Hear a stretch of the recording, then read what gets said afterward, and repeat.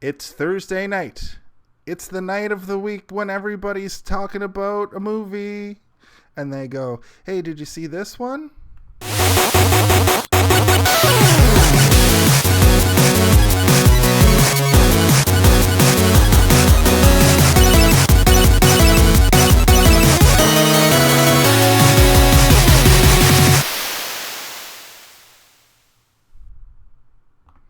Hello and welcome. It's us again. It's Thursday night. We're talking movies. What? You didn't start it by saying, how'd you do? I see you've met me. Come Well, on. sorry that you're the person that does the voices. So That's true. I should have done it. I'm the voice and you're the talent. And speaking of talent, this week we're doing the Rocky Horror Picture Show for musical Mania Madness. Mayhem is in there. I don't know. You change it every week. That's kind of the thing I do. It's kind of the Yeah. fun thing I do on this show. I've stopped even trying to remember what it's called because I know next week it'll be something even crazier. We like to do alliteration on the show, but I can never remember the order. If you notice here, the man next to me is a friend of the show, Brian Highgate. Welcome to the show. You are our guest this week. Hello, thank you for having me. Brian, He's a long-time listener, first-time caller. Yeah, exactly. Brian's been here since the beginning. Brian has been active in the chat. This is the movie he wanted to talk about, but also I think, right? This is a movie you know lots about. We'll find out, I guess. Okay, but also he's like the first like actual fan, I would say, that we've had on. I guess Tim as well. Tim's a fan. Tim goes out for us for the show as well. But Brian, thank you for being on the show. I really appreciate you taking the time out of your day to join us here on this lovely Thursday. Wait, it is Thursday, right?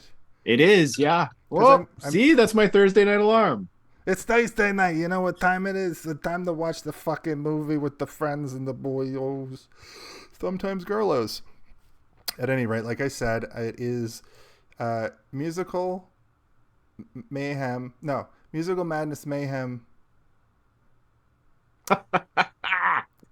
I'm trying to. Steve's overtired. I'm trying to appeal to his overtiredness.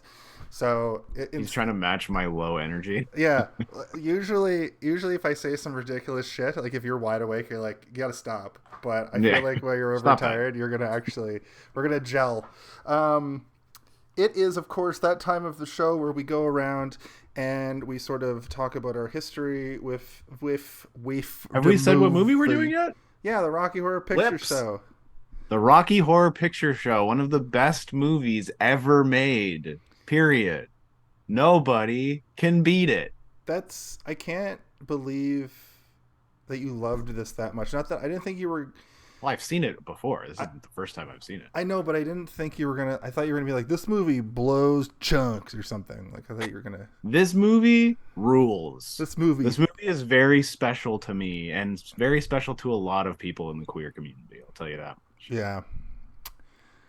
Susan Sarandon's boobs. Okay, here we go.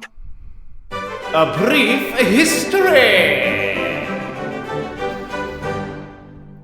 I thought you had a new sound that was Perv Corner, and you're going to be like, welcome to Jason's Perv Corner. Welcome to Jason's Pervert Corner. Did you notice how Susan Sarandon had no top on for the whole movie?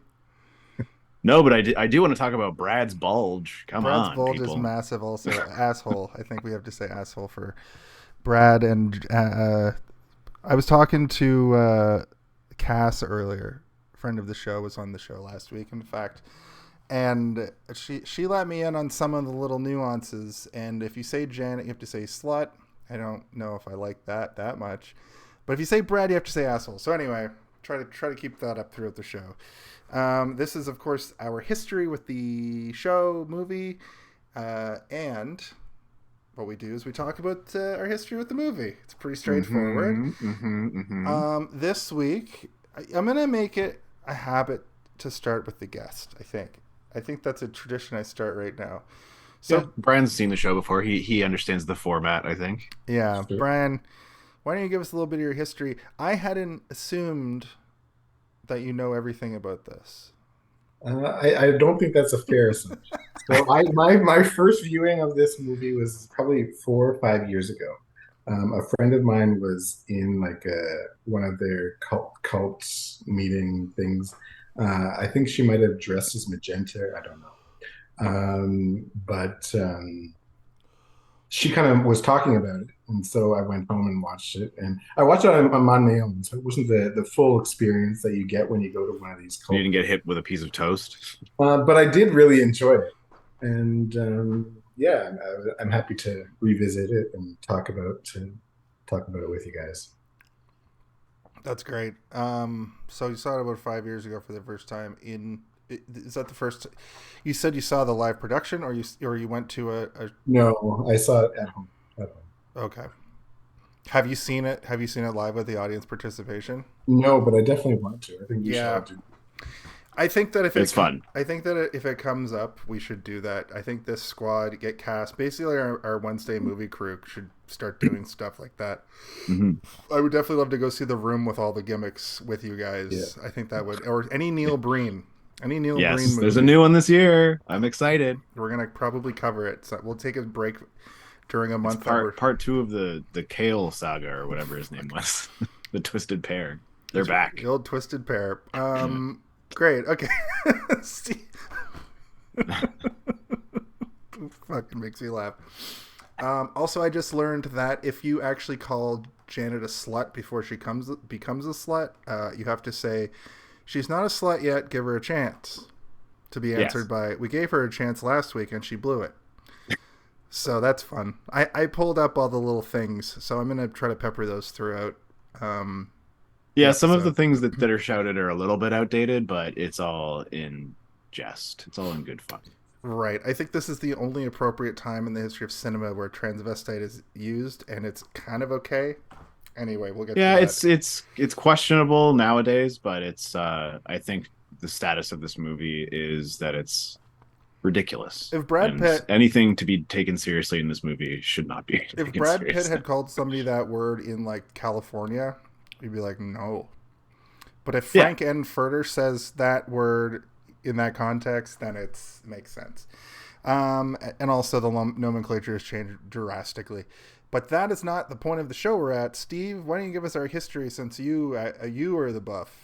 A brief history? A brief history? A brief history? Wait a second. You sound an awful lot like the person in that. No, I'm just really good at impressions. Oh, that's true. You should hear my Christopher Walken. No, I'm just joking. That's really bad. The only one you can do. It's the only one I can't do. Yeah. So this movie was floated around TV a lot when we were kids. All of us, we're all sort of similar ages. And I was told that I'm not allowed to watch it. So obviously it made me want to watch it. But my mom, when we would be driving around and any song from this movie would come on the radio, which was usually around Halloween, that the stuff would be playing nonstop. She would turn it up and she knew every word and she would sing it. And I was like, well, why are you allowed to watch this movie and I'm not allowed to watch this movie? And why you clearly love it? It's like, what the hell? So I avoided it for a while because I was told it was a scary movie, which it's not at all. I mean, I guess if you're homophobic, it's scary. It's terrifying. There's a jump scare technically, and the effect is so bad. It's like an actual stage it's play. Like goofy jump scare. Yeah. But I saw this movie when I was probably about 14 for the first time. It was playing, I think, on Showcase. Our lovely Showcase in Canada is sort of like the what's the equivalent in the United States, like Cinemax or something? I think literally Cinemax, because I think that Showcase would play those movies that were like Diary of a Call Girl and all those shit. Yeah, it was like all the Verhoeven movies would be on there. It was the channel that played the movies that would be like, the bad kids watch these things, so you shouldn't watch them. Yeah. I wasn't allowed to be your friend as a kid, Jason. Or I wouldn't. Don't worry, I'd only make it about 2 minutes into the movie. Yeah. And then, it had this drastic sort of shift in my mind as to like what sexuality is and what it means to be okay with it, and like how different people can like different things, or different people can like the same things, and people who don't like each other can like similar things. but not each other, or they love each other. It was just like a stew of madness to me. But I was like, but I love this stew. It tastes so good. Give me more stew. So I saw it at a pretty young age, and it was sort of when I was like, figuring out my own self. So it was pretty impactful, and it lives in the sort of the library of special movies in my mind. I don't watch it very often. I maybe once a year, maybe once every 2 years, but when I do watch it, I always enjoy it and I smile the whole time. And there are things, it's weird because I watched it again today, and my opinion of certain things has changed drastically from when I was a teenager. And the actions of certain characters in this movie may not have had an impact on me when I was younger, but it does have a different impact on me now. So it's interesting to watch it again through a different age lens. But yeah, that's my first brief history with the Rocky Horror Picture Show. Time is fleeting. Did you? Let's do the time up again. Did you? Did your parents or your mom end up letting you watch it, or you said you had to do a little sneaky? I don't think that it was a permission thing. I think it was on TV, and I was like, oh, this is that movie that The Simpsons references all the time, and my mom sings the songs from, but I'm not allowed to watch, so I'm gonna watch it. Nice. It wasn't a really rebellious thing. It was just kind of like, why? Let's see what this is about.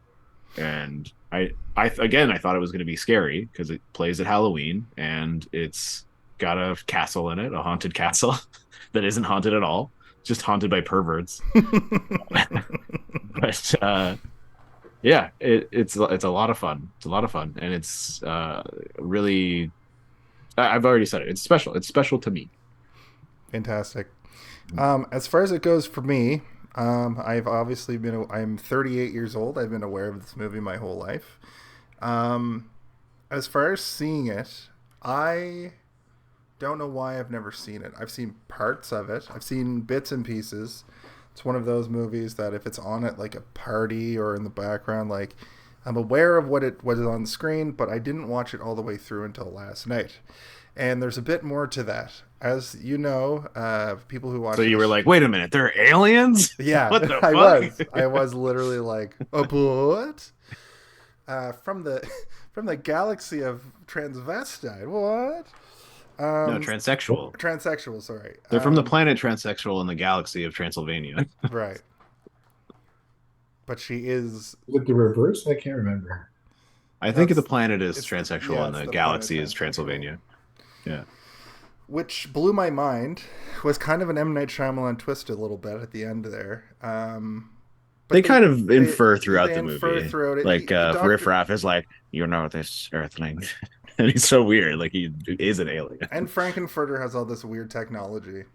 Yes. But I did watch, like I said, I watched it all the way through last night. And as people who watch this show know, typically I'll watch part of a movie on my lunch break. I'm glad that I put it on last night to just start it, and I'm glad that I watched it all the way through in one sitting, but I'm also glad that I didn't try to watch it at work yesterday. Like, I was out of town, blah, blah, blah, whatever. If I would have put this on at work, I would have immediately turned it off. Because this is not a lunch break movie, I believe, as you said in our chat, Steve. You're like, this isn't a lunch break movie. This is... Yeah, you got to watch it through because it just goes, man. Some songs lead right into other songs, and it's just it's like a train. You can't stop it. And also, you gotta have a cool off period afterwards. The overt sexuality. There isn't a lot of like straight up nudity. There's a little bit. There's like a tiny bit. Scantily clad men, some nipples and some bulges, and Susan Sarandon is basically in her bra for 75% of the movie. But it's a situation where I was like, you know what? I'm just going to finish this tonight. And also, it wasn't a slog. I had a good time watching it. So it wasn't a heavy lift to watch the Rocky Horror Picture Show. This movie is celebrated globally, right? I do. I expected a little bit of what I expected with Tommy, and was pleasantly surprised where even you see 1975 in the title and you go, oh. I mean, you do. I do. I never do that. You know what else came out in 1975? Jaws. True. The best movie ever made. Jaws is a pretty good movie. So that with that, we'll move on to the body of the show. Dealer's choice, Brian. Do you want the body short or the body long? Short, I guess. I don't know. The body of the episode. I don't know if we've actually used that one yet. No, we usually use the sexy stripper music or whatever. Yeah. The body of the episode. That was fantastic. I actually am going to play another song right after this just to get it out of the way, but we actually do get The MPAA, everyone. The MPAA. Wow. And this week it was 24,181. I'm only keeping this tradition alive because I like the sound that you made for it. Wow. Wow. So I watched the credits. The credits for this movie, both at the beginning and at the end, are both worth watching. Yeah, it's cool. It feels almost like a sitcom, sort of, like or the, like the character like turns and like has their name on screen. Or the opening ones feel like a 1950s like old school Hollywood horror movie also, which I really enjoy. I also appreciate when movies, I know it's not appropriate for all movies to do this, but when a movie puts the character name and the actor on screen so that you know what character they're playing, and you already have the name of the character in your mind going in, and you're not really confused as to who anyone is. And a movie like this where they're not constantly saying everyone's name over and over again, right? It's like you get to read the... it's helpful. It's like you get to read my dumb brain. Program. Yeah, it's like having a playbill, yeah. Yeah. Right down to like this, the whole movie is like in character. Like they play the 20th Century Fox sound in like kind of a rock and roll kind of a way. It's like a piano, yeah, like a plucky ragtime piano. I didn't. So I was actually listening out for a name drop, but what I didn't know about this is that Rocky Horror is a character in the movie. Mm-hmm. And I didn't know about Frank-N-Furter being like, he's sort of Dr. Frankenstein. And all of his creations are sort of parodies or like vaguely similar to Hollywood monsters. Like Rocky Horror is his like weird sex slave buff boy who I looked up and is in like 4 movies total. Was he just like a bodybuilder or something? I don't know. Let's check. Yeah, he's only been in a couple movies, and he just, I guess, either just didn't like it, maybe, because this is a pretty big credit, and he's in almost the entirety of the movie as one of the main characters, right? I guess he doesn't do a lot of acting though in the movie. He doesn't really talk. He just sings sometimes and grunts. Maybe he's a terrible actor. Who knows? That's what I thought, because he had some lines at the beginning when he comes out of... So he's a mummy, essentially. He comes out of his mummy costume. He was just a model. He was a model. Okay. That's what he was, yeah. What was shocking, what was striking about him is, like, in the 1970s, people didn't really use steroids yet. And when he took his his arms come out first, and I was like... the amount of work he had to put into like getting that physique at that time would have been insane. To be like big but also like sinewy, like big but also like ripped, like zero fat. Yeah, like people couldn't achieve that unless you were like a strong man in a circus back then. So that was striking to me.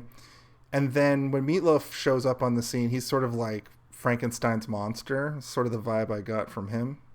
Yeah, he literally even has like a cut on his forehead, the same as the classic monster. Which it's everything in this is an homage to like classic Hollywood or Universal monsters, right?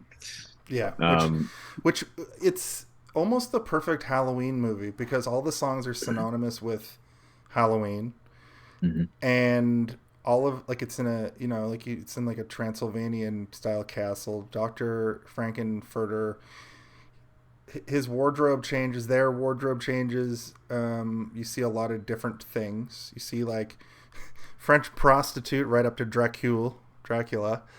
And then his ghouls are ghouls, but they're just like party animals. And then Riff Raff is like Igor also. And Magenta is sort of like a zombie possessed maid, but then at the end she has like Bride of Frankenstein hair. Mm-hmm.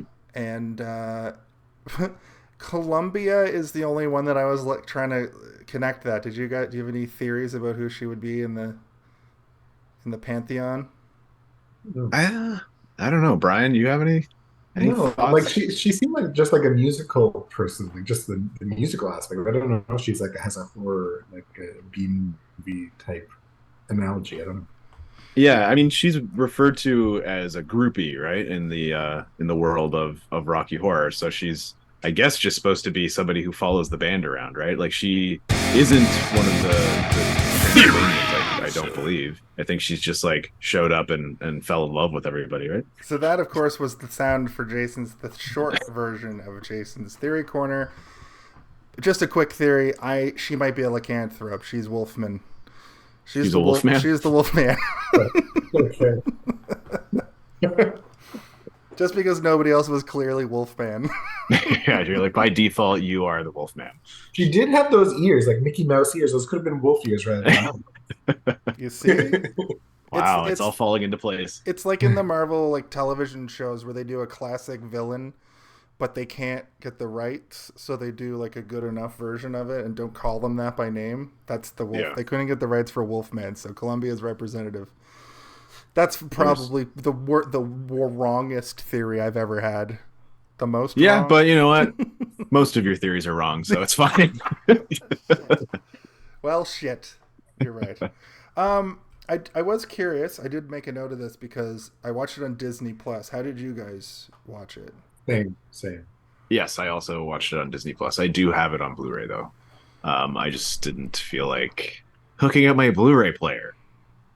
Your Xbox doesn't play Blu-rays? For some reason, the disc drive isn't working on my Xbox. I'm not sure why. I haven't tried anything other than Blu-rays though, but it keeps being like, "Is this a disc?" And I'm like, "Yeah, you know it's a disc." And I'm yelling at my Xbox, and it's like, "I don't think this is a disc. Are you sure it's a disc?" Yes. I put it into you in the disc slot. It's This shaped Xbox like a thinks disc. I slid in a slice of bologna or something. Yeah. I'm trying to trick it. So you'll all agree with me when I say that this movie looks crazy good in 4K on Disney Plus. I said to my wife watched it with me, and I said to Madison at one point, I was like, "This looks like especially the opening shot at the church. This looks like we're watching like when new movies try to make like old time, like make it look old timey. And I don't mean just like they're wearing old costumes. I mean they also film it to look old timey. Like the only difference is like people in the 70s faces were different, if that makes sense. people looked different back then. I thought that the version they used on Disney Plus is incredibly well upscaled, and I couldn't believe throughout how vivid everything was. Like a lot. Yeah, well, I mean, that's the beauty of film, right? I've talked about this on the show before briefly. It's just like when you film something on film, especially if it's a large celluloid, you capture so much more detail than you do when you film something digitally, right? So if you like look back to television shows from the early 2000s when they started filming digitally, it never looks good unless they go in and digitally enhance things, and you can always tell. It's because it just doesn't have the same quality as something being filmed on film, where they can go in and clean things up if they need to, but usually an original print is like perfect. It's like a camera, right? You zoom in onto an image that's not digital, you can just zoom in forever and the line will be clean and clear. It doesn't get pixelated because there's no pixels. It's a literal chemical burn, so it's an actual line, right? Anyway, that's why it looks so good, and that's why they can take certain things that were filmed in certain eras and make them look better than they looked back then, if they have the original prints and they're able to, transfer those things digitally. Computer enhance is what Enhance image. I think that this movie would look cool in black and white, and I'm wondering now if there's a black and white print of it somewhere. That's interesting. I don't know if I've ever looked that up. I'll do that while we discuss. While we discuss. At the wedding at the beginning, was the farm, like the American Gothic painting of like the guy with the pitchfork and his wife, was that riffraff? And so I was and wondering. Tim Curry this was too. the preacher as well.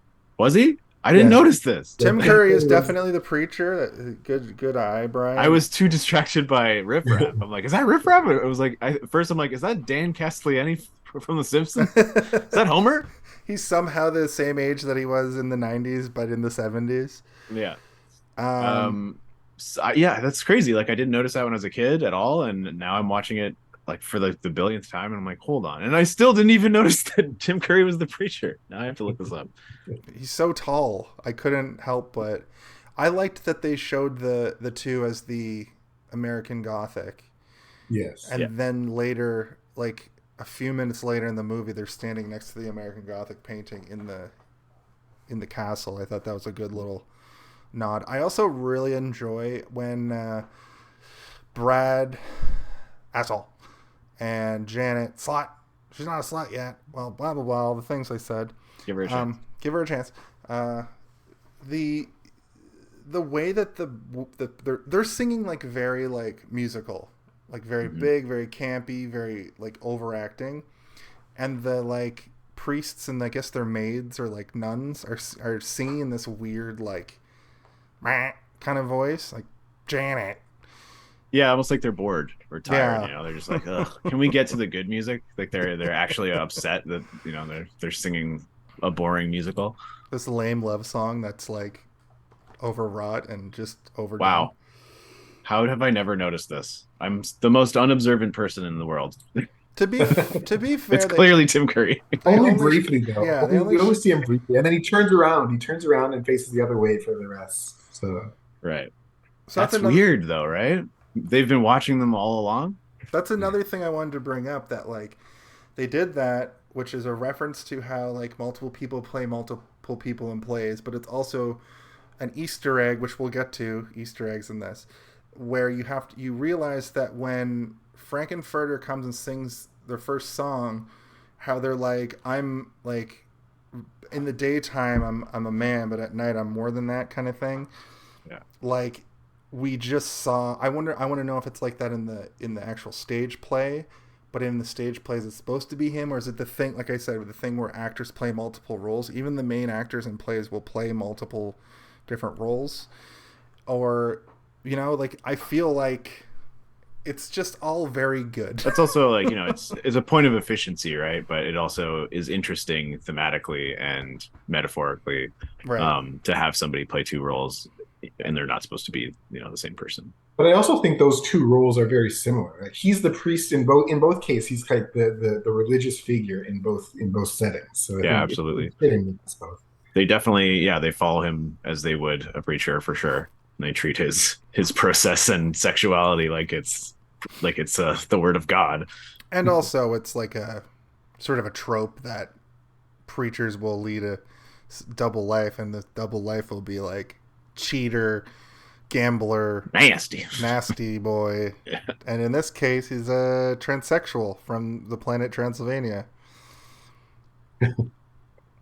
That's true. The galaxy. I actually looked it up to see if they have named a galaxy Transylvania, because I thought it would be funny. Because like astrologists and astronomers, they get kooky and crazy with stuff, right? Like then they're nerds, so they will like weird stuff. And you got to think that somebody who's naming galaxies has seen and loved this movie and would be like, we're calling this one Transylvania. This is where Frank-N-Furter's from. I would do it. I would do it. I would definitely do it. I would also name a galaxy like the Boba Fett galaxy or something. An idiot. I'm sure the Star Wars galaxy. I'm sure that lots of astronomers have named things unofficially, but there's probably like a board they have to get these by. And if you're like, I want to call it Transylvania, maybe. And they're like, why? It's like Rocky I think Horror. that if you discover something astrological, you get to name it. I think that's how it works, right? Like if you discover a comet, you would get to name the comet. If you're an as long as you're not naming it something horrifying, right? like super problematic. Just a series of racial slurs. If you're if you're an astronomer, Jeez. let us know in the chat. How does this work? If I start looking under the sky and I see stuff, do I get to name it? But science fiction and the opening credits song is fucking great. It's a great. So yeah, we kind of blew past the opening credits, but there wasn't much more to say. Just the mouth, the iconic mouth. That's what's his name's mouth? Riff Raff. What's the actor's name? Oh, I know it. I know it. He's also the writer and director of the movie. I thought it was Columbia's mouth, but not her voice. Jim Sharman Or something. I had this really funny moment where the first time did he not direct it? Sorry, I thought that Riff Raff directed it, but I think he just wrote it. He did write it though, right? Yeah, Richard O'Brien, I believe is his name. He wrote it with the director. Yeah. He's also in the Dungeons and Dragons movie, the old one. The old one from 2001. Yeah. With, he plays like a Williams weird brother. He plays like a weird the leader of like a thieves guild or something strange, and he like makes people go through death mazes and stuff. And he's basically just playing Riff Raff, but in medieval times. The first time I heard Columbia sing, she sounds exactly like the opening credits of Pee-wee's Playhouse, which is Cyndi Lauper. Mm-hmm. And then I thought I had an epiphany. I was like, oh my God, is this Cyndi Lauper? Forgetting that Cyndi Lauper was like 20 in the early 80s. Mid-80s. She would have been a child baby at the time, not a 30-year-old woman. But her performance in this movie is incredible, and I love Magenta. I love Magenta's look. The design for all the characters is really cool, and I really wanted to dial down into how the movie, like Tommy last week, felt like they turned a play into a major motion picture, where this feels like they just did a play and filmed it on good cameras. Like it almost feels like when they do a live musical on like NBC, you know? Yeah, and it's almost like you can feel where the audience would be sitting if it was a play. You know, it is very much filmed like it's a stage play, and I think that's by design because they wanted it to have that sort of vibe to it. But yeah, like almost every set piece, you know where the cameras are because that's where the audience would be sitting, kind of thing. You know? Did you notice that? Like Repo definitely jacked the setting for their ending from this. I know you hate it when we say that, but that one was a little bit like. Oh, they were writing Repo, and it's Repo is one like clearly like inspired by this movie. Heavily inspired. Yeah, I mean to the point that what's his name? The guy the guy from Buffy. I can't remember his name.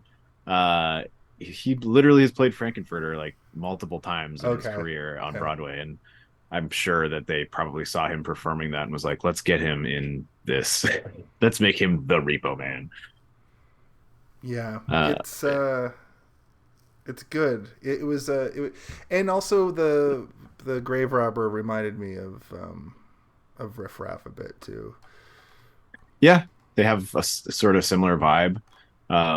Though he's not the narrator. The narrator is, I think his title is the criminologist. So he's treating this like it's a crime. Like the whole movie is a crime, which is quite funny to me. But I do like that it just pops over to him every once in a while during songs, and it starts with him, but sometimes he's the narrator, and sometimes he completely breaks the fourth wall. Yeah, I mean everybody breaks the fourth wall in this movie. Like Frank-N-Furter just looks directly in the camera multiple times and is like, gross. I've got another Rocky Horror audience participation for the narrator. Whenever the narrator Charles Gray appears, the following lines and variants are appropriate. He's got no fucking neck. A chicken stepped on this man's forehead. Your mother should have fucked a giraffe. Wipe that ass off your chin.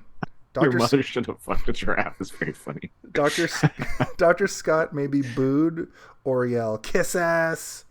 I like to imagine him telling the entire story. Like imagine you're not watching the movie and you're just sitting in his office and he's acting out the entire movie. Yeah. He's singing all the songs and like jumping on his desk and stuff. It's like the narrator guy from those Dark Pictures.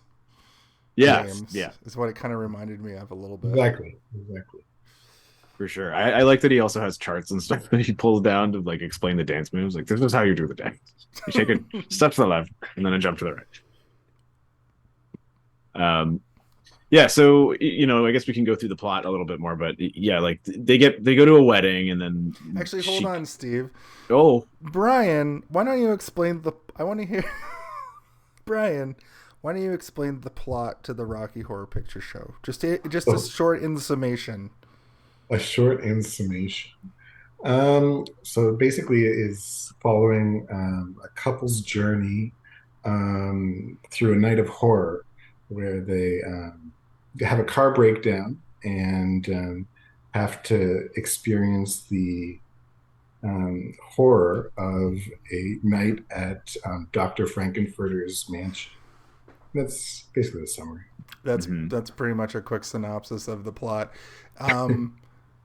To go a little bit further, I think Steve, you were about to. I was just going to start us on the journey of talking about each scene as we go. We're up to they make it there because they sing the song, they go on a drive, car breaks down. They're not married, but are they on their honeymoon? So this is something they're engaged. They're engaged. And I think specifically they did the thing you're supposed to not do. This makes them shitty characters in my opinion also. They watch their friends get married and leave, and then he proposes to her like minutes later, and it's like super uncouth to like propose at a wedding. It's also bad. The wedding was over. They were gone. I think it's because they are like epitomes of social pressure. Like those two characters represent societal norms and expectations, and that's why I disagree with you, Jason. I think it's fine if the wedding's over and everyone leaves and then you go into a graveyard and propose amongst the dead. Which okay. I also think it's so funny that there's a billboard in the graveyard. Like, it's just, I don't know visually it's very comedic to think of. This is so funny. Just like no respect for the dead. Let's just shove a big advertisement on top of some decaying corpses. Who cares?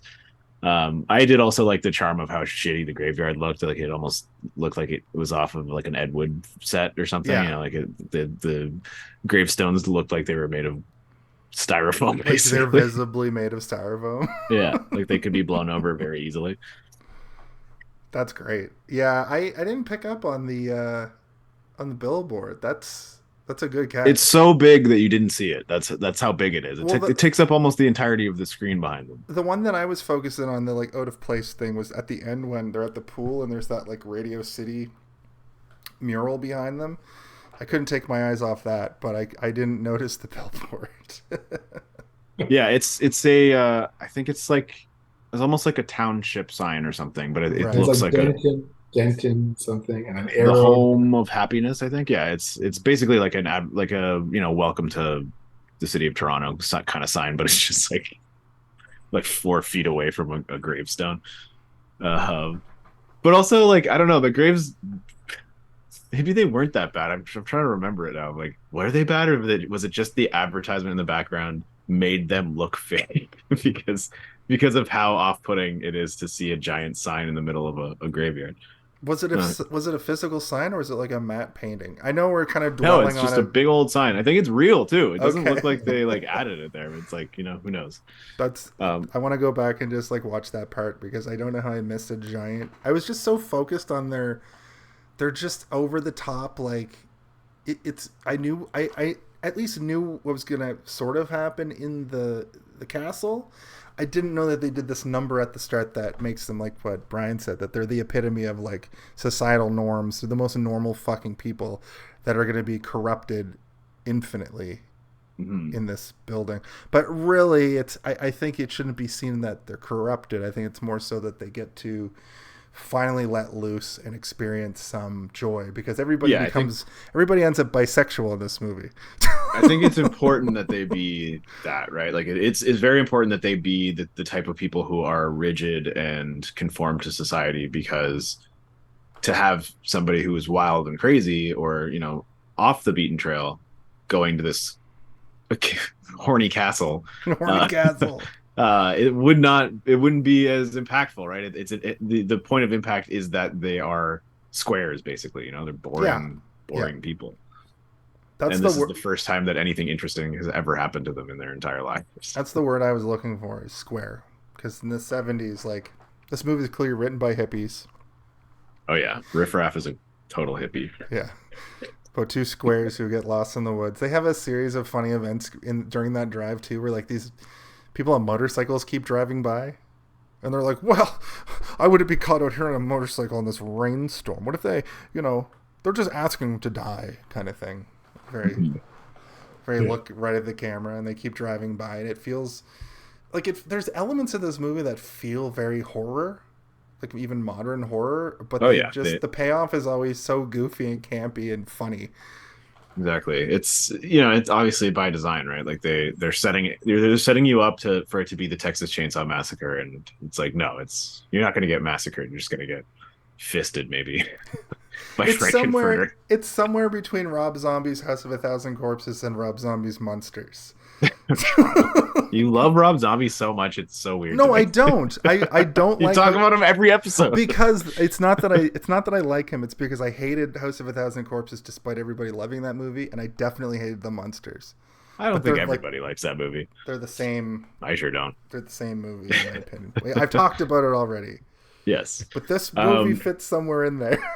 I think fair comparison though. It has the I haven't seen The Monsters, but like from what I have seen of it, it looks very much like it's inspired by the Addams Family and this kind of vibe, colorful and weird, campy and strange angles, crazy makeup. The makeup in this movie is so good, and that makeup is fantastic. Yeah. Like, look at Tim Curry's. If you're listening to the audio of this, you can't see, but Brian has Tim Curry's face right behind him. Like, look at that makeup, man. It's very drag queen, very Ursula from The Little Mermaid, but it's so good. Like it makes his eyes look amazing. Like every time he does eye acting in this movie, you're like hypnotized, and you understand why both of them wanted to bone him. You're like, yeah, this guy has magic powers.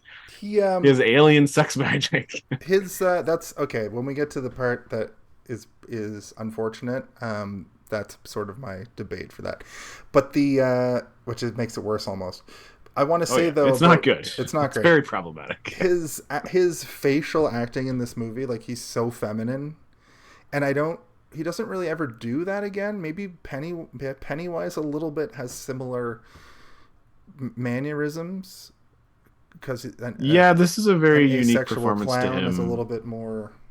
If you look at his recording of the music in Fern Gully, he's very Frank-N-Furter-y in the recording booth, but I don't think he did any motion capture for the Ooze Man. There's Texas. a bit, actually in Home Alone 2, there's a little bit of him trying to be like straight and narrow, but you see him. There's cracks that are Frank-N-Furter. Don't think they turn him into the Grinch in one scene there? Yeah, and you realize how much he looks like the Grinch. You're like, wait a minute. He looks so much like the Grinch. If they made a live-action Grinch in the 90s, it would have had to have been Tim Curry. They did make one, and it's Jim Carrey. No, that was in the 2000s. I mean, in like 1993. I'm going to check when it came out. It was like 2002 or something, right? Let's find out. 2002, 2003. That's my guess. It came out in the year 2000. Is it a 90s movie? Is it? I would consider it a 90s movie. It was probably mostly made in the 90s then, in that case. Yes, it was filmed in the 90s. That's why I consider the year 2000 to be like it's like how 1990 and 1991 still had fucking neon everywhere and great aesthetic. I mean, not unlike this aesthetic in my background right here.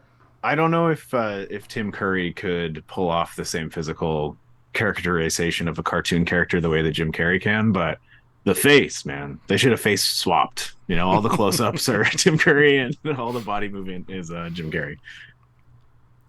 I mostly meant so you see those old fan castings of like the Avengers, like Michael J. Fox as like Spider-Man and stuff. Like that's what I'm sort of thinking of. Like in an alternate universe, if they had made a early 90s. No, I think he would have been great. Yeah. Yeah. Those also infuriate me beyond belief. I don't know why. When I see like TikToks of people being like, my fan cast for this X-Men or whatever, and it's just like the opinion of a person that I don't care about. And that's all we had when I was. And you're like, ugh.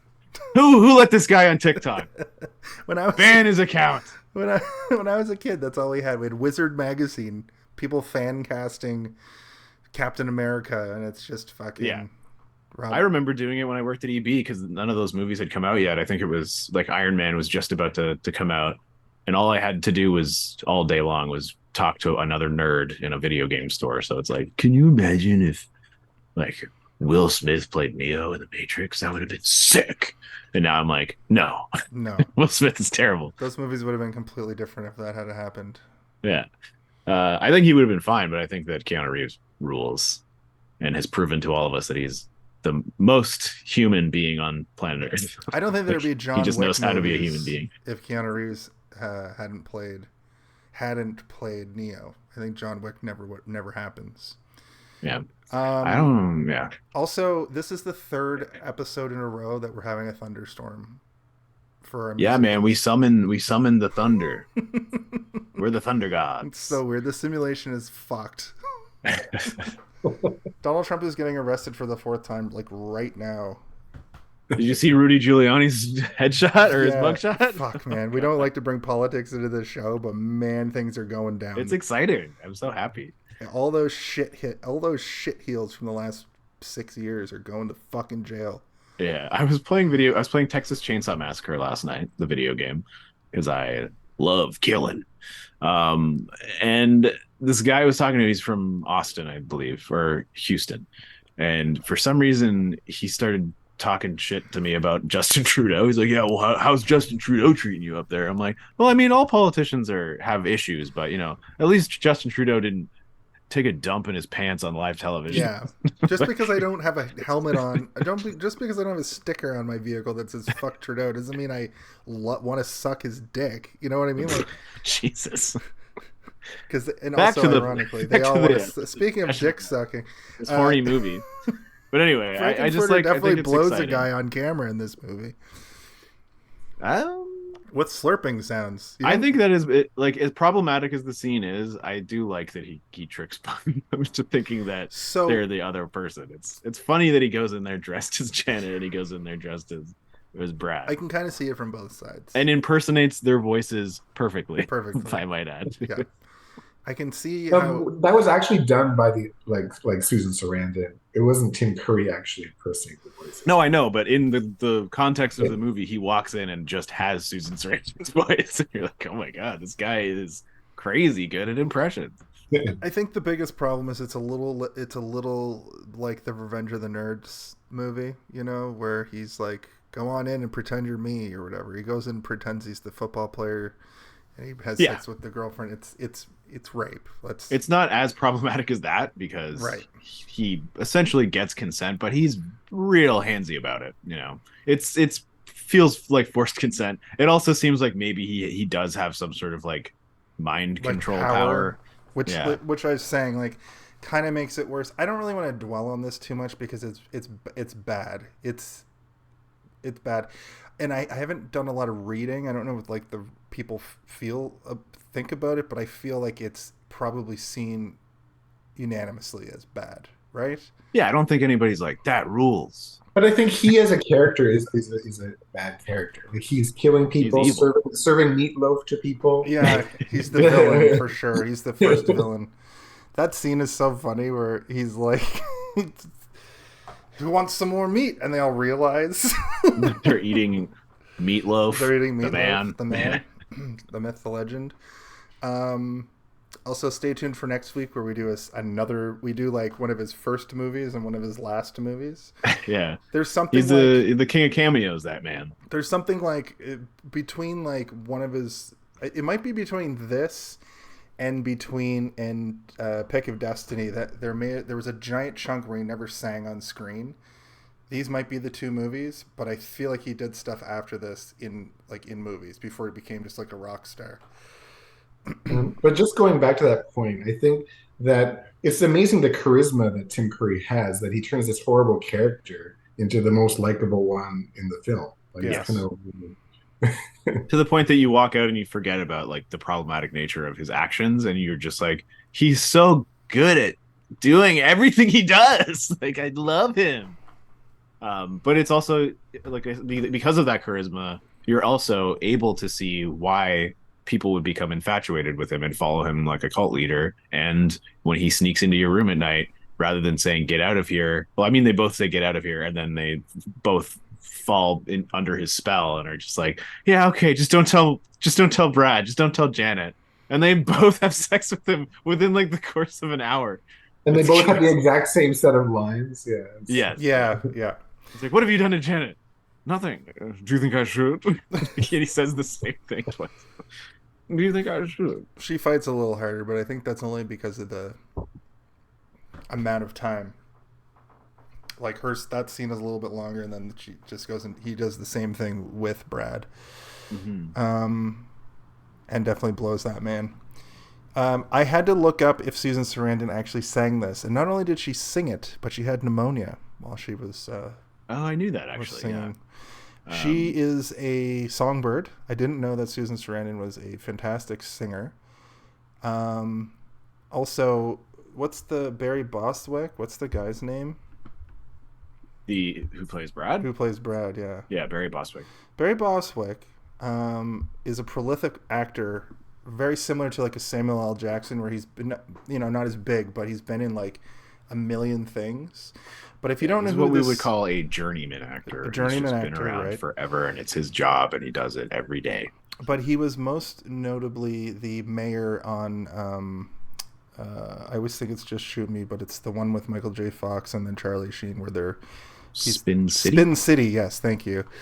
And I watched the shit out of that show when I was a kid, when I was a teenager, and he was extremely funny on that. And I didn't know he was Brad in this, and I also didn't really know if Susan Sarandon was Janet. And when I saw them on screen, I remembered that I knew that about her, but I had forgot that Barry Bostwick was Brad, and it was just delightful. It was delightful to see these two very recognizable actors, and Tim Curry, and then the other people on this cast besides Meatloaf are kind of like just also probably journeyman actors. Well, a lot of them are, they're stage actors, right? Right, Like they sing on Broadway and things like that. Like it's not all actors, and most of them doing plays and stuff.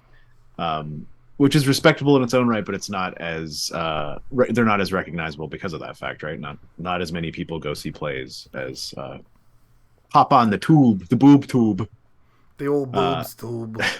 Speaking of boob tube, I have this. Oh my God, the police are coming. They know we're talking about Rocky Horror Picture Show. It's illegal to talk about this on the internet because we live in Florida, apparently. Yeah, I wonder if that movie probably be arrested for playing this in a theater in Florida. Yeah. I had this weird, I don't know what it was, but when I was a kid, I watched this movie a couple times, not as much as I've watched it in my adult life. But for some reason, there was this large gap of time where I didn't watch it, and I thought Christopher Reeves was Brad, and I don't know why. And I don't know why. Did he play Brad at some point in some version? Maybe on because I think they did this as like the thing that I was referencing earlier, where they do just like a live version of it on TV. The ABC Saturday night movie. They did one at Casa Loma actually. When I was working there, they were filming it.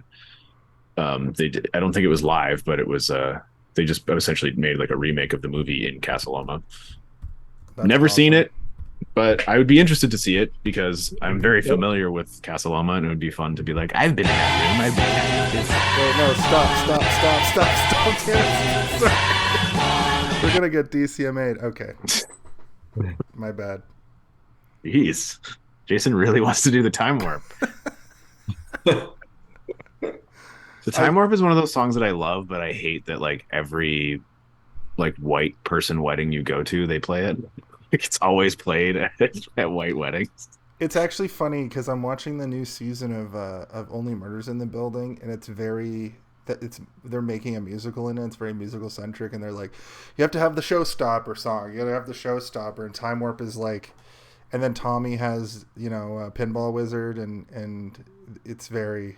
Yeah, I think that and Sweet Transvestite are the two songs that everybody knows the most, because they play them everywhere, and not just in the movie. That it'll be referenced. It'll be played in other movies. I think the Time Warp's more so. But like most of the music in this movie is great, but there are a couple of songs that I just absolutely love. Well, what are your unconventional favorite songs? Because I really enjoyed Science Fiction, and I really enjoyed the part of 6 days or whatever. It'll take 6 days. But that middle 7 days. 7 I days. love In 7 Days I'll Make You a Man. It's my favorite song. But the middle part where Meatloaf becomes unfrozen and fucking just starts reaping havoc. Yeah. So good. And Columbia's so in love with him. So good. How about you, Brian? Yeah. Do you have a... I like them both, but yeah, I don't know. I like the whole thing. I don't really have a favorite, really, but I enjoyed it all. How diplomatic of you to say. Mhm. But I do enjoy Time Warp. Time Warp is probably my favorite. Time Warp is... Everyone. Yeah, it has such a good opening. It has like a really good sort of build to it. You know, it gets you excited before it even gets to like the exciting part. You're like getting ramped up with that like guitar riff. Just Well, the narrator Love it, love first it, love it. is Yeah, like- the narrator explaining the things is also fun. I Yeah. enjoy that. and they're like, oh shit, is that happening right now? Because you would expect that to be like later in the movie, but it's like the first big number. Yep. It's also the transition. The transition from the societal norms to Crazy World. Yeah. You know, we've got all the motorcyclists. I'm a motorcycler. I'm a motorcycler. Vroom vroom. Vroom, vroom, buddy.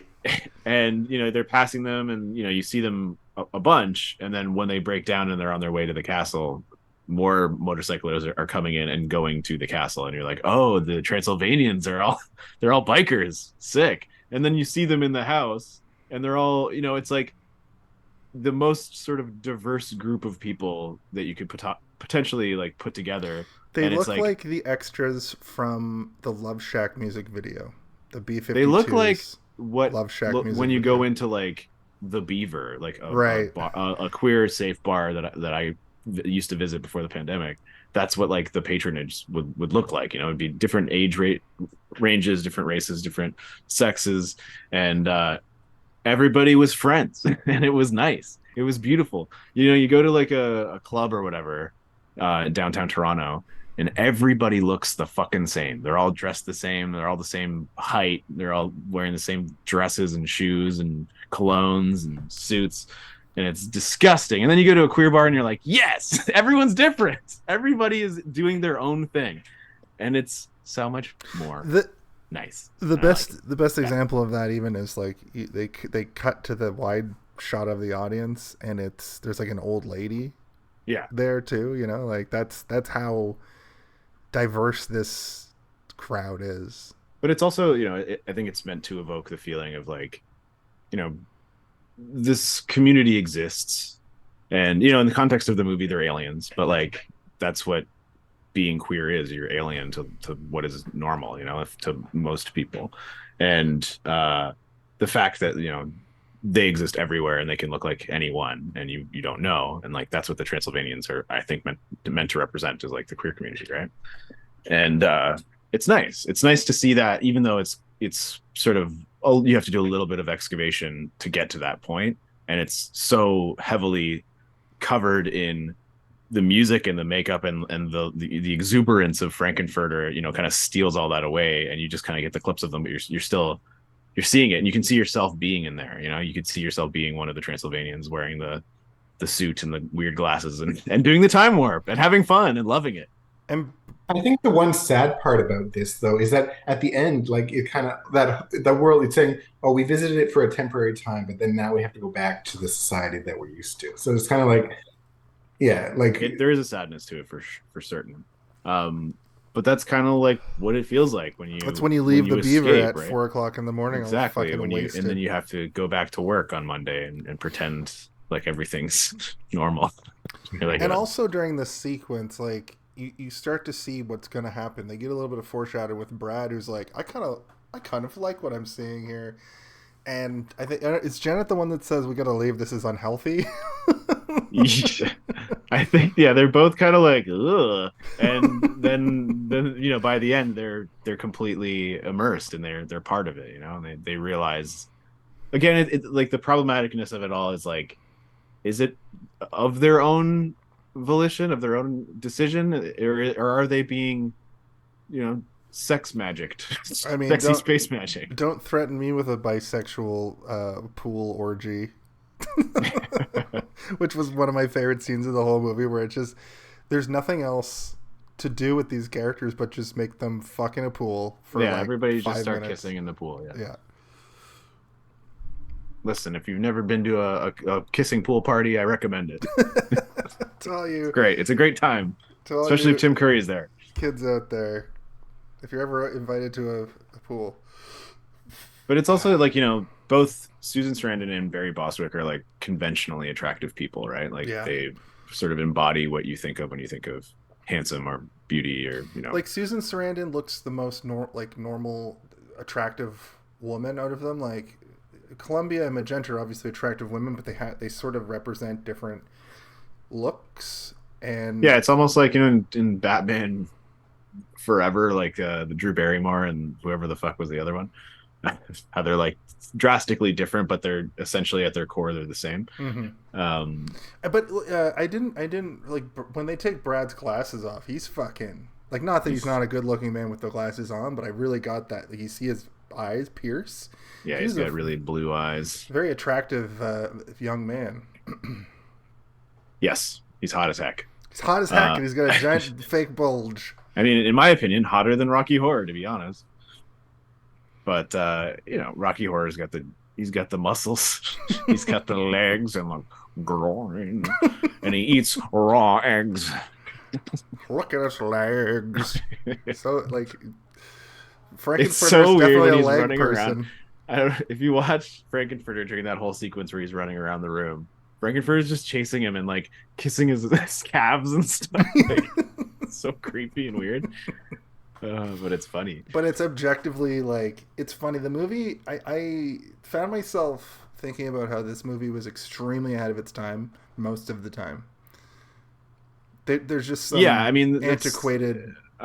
Richard O'Brien, I believe, he was like, in the circles of like John Waters and stuff, right? Like they kind of shared the same spaces, and that's what they did. They would try and do things that were shocking to squares, the normies, but also exposing a world that most people wouldn't even know existed without stuff like this, right? Like, to look at this movie, you're like, wow, look how crazy all this stuff is. Imagine this happened in real life. And Richard O'Brien's like, it does happen in real life, you just don't know about it. There was another we talked about that famous interview from Divine and John Waters.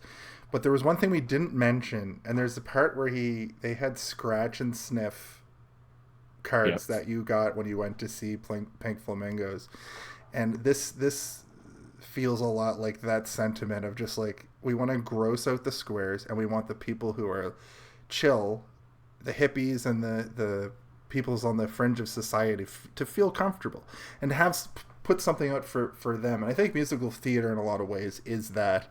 There's no straight coded fucking musicals, like yeah. think of musical theater as a whole, and it's very much like it's not meant for the regulars, but ironically the regulars fucking eat it up, Yeah, they love it.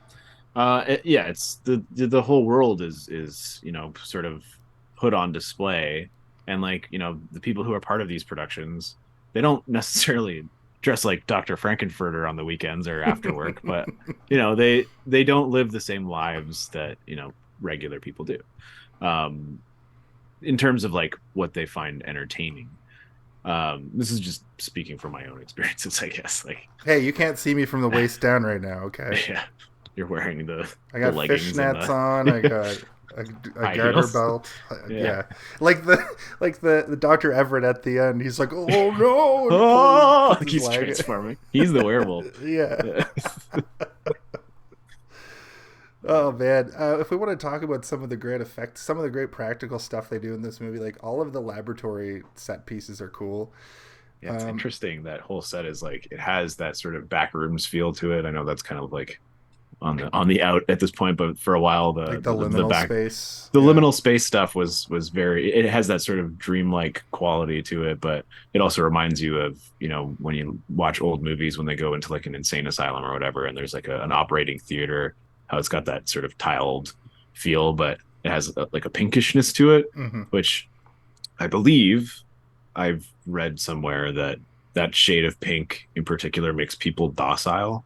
So like they'll paint mental institutions and prisons, this specific shade of pink that like essentially destroys your will to live. I think that might like, also be in One Flew Over the Cuckoo's Nest. I think they talk it's about like that a in real that movie. thing. That's why they do it, right? And so like it exists in these movies because it's a thing that exists in real life.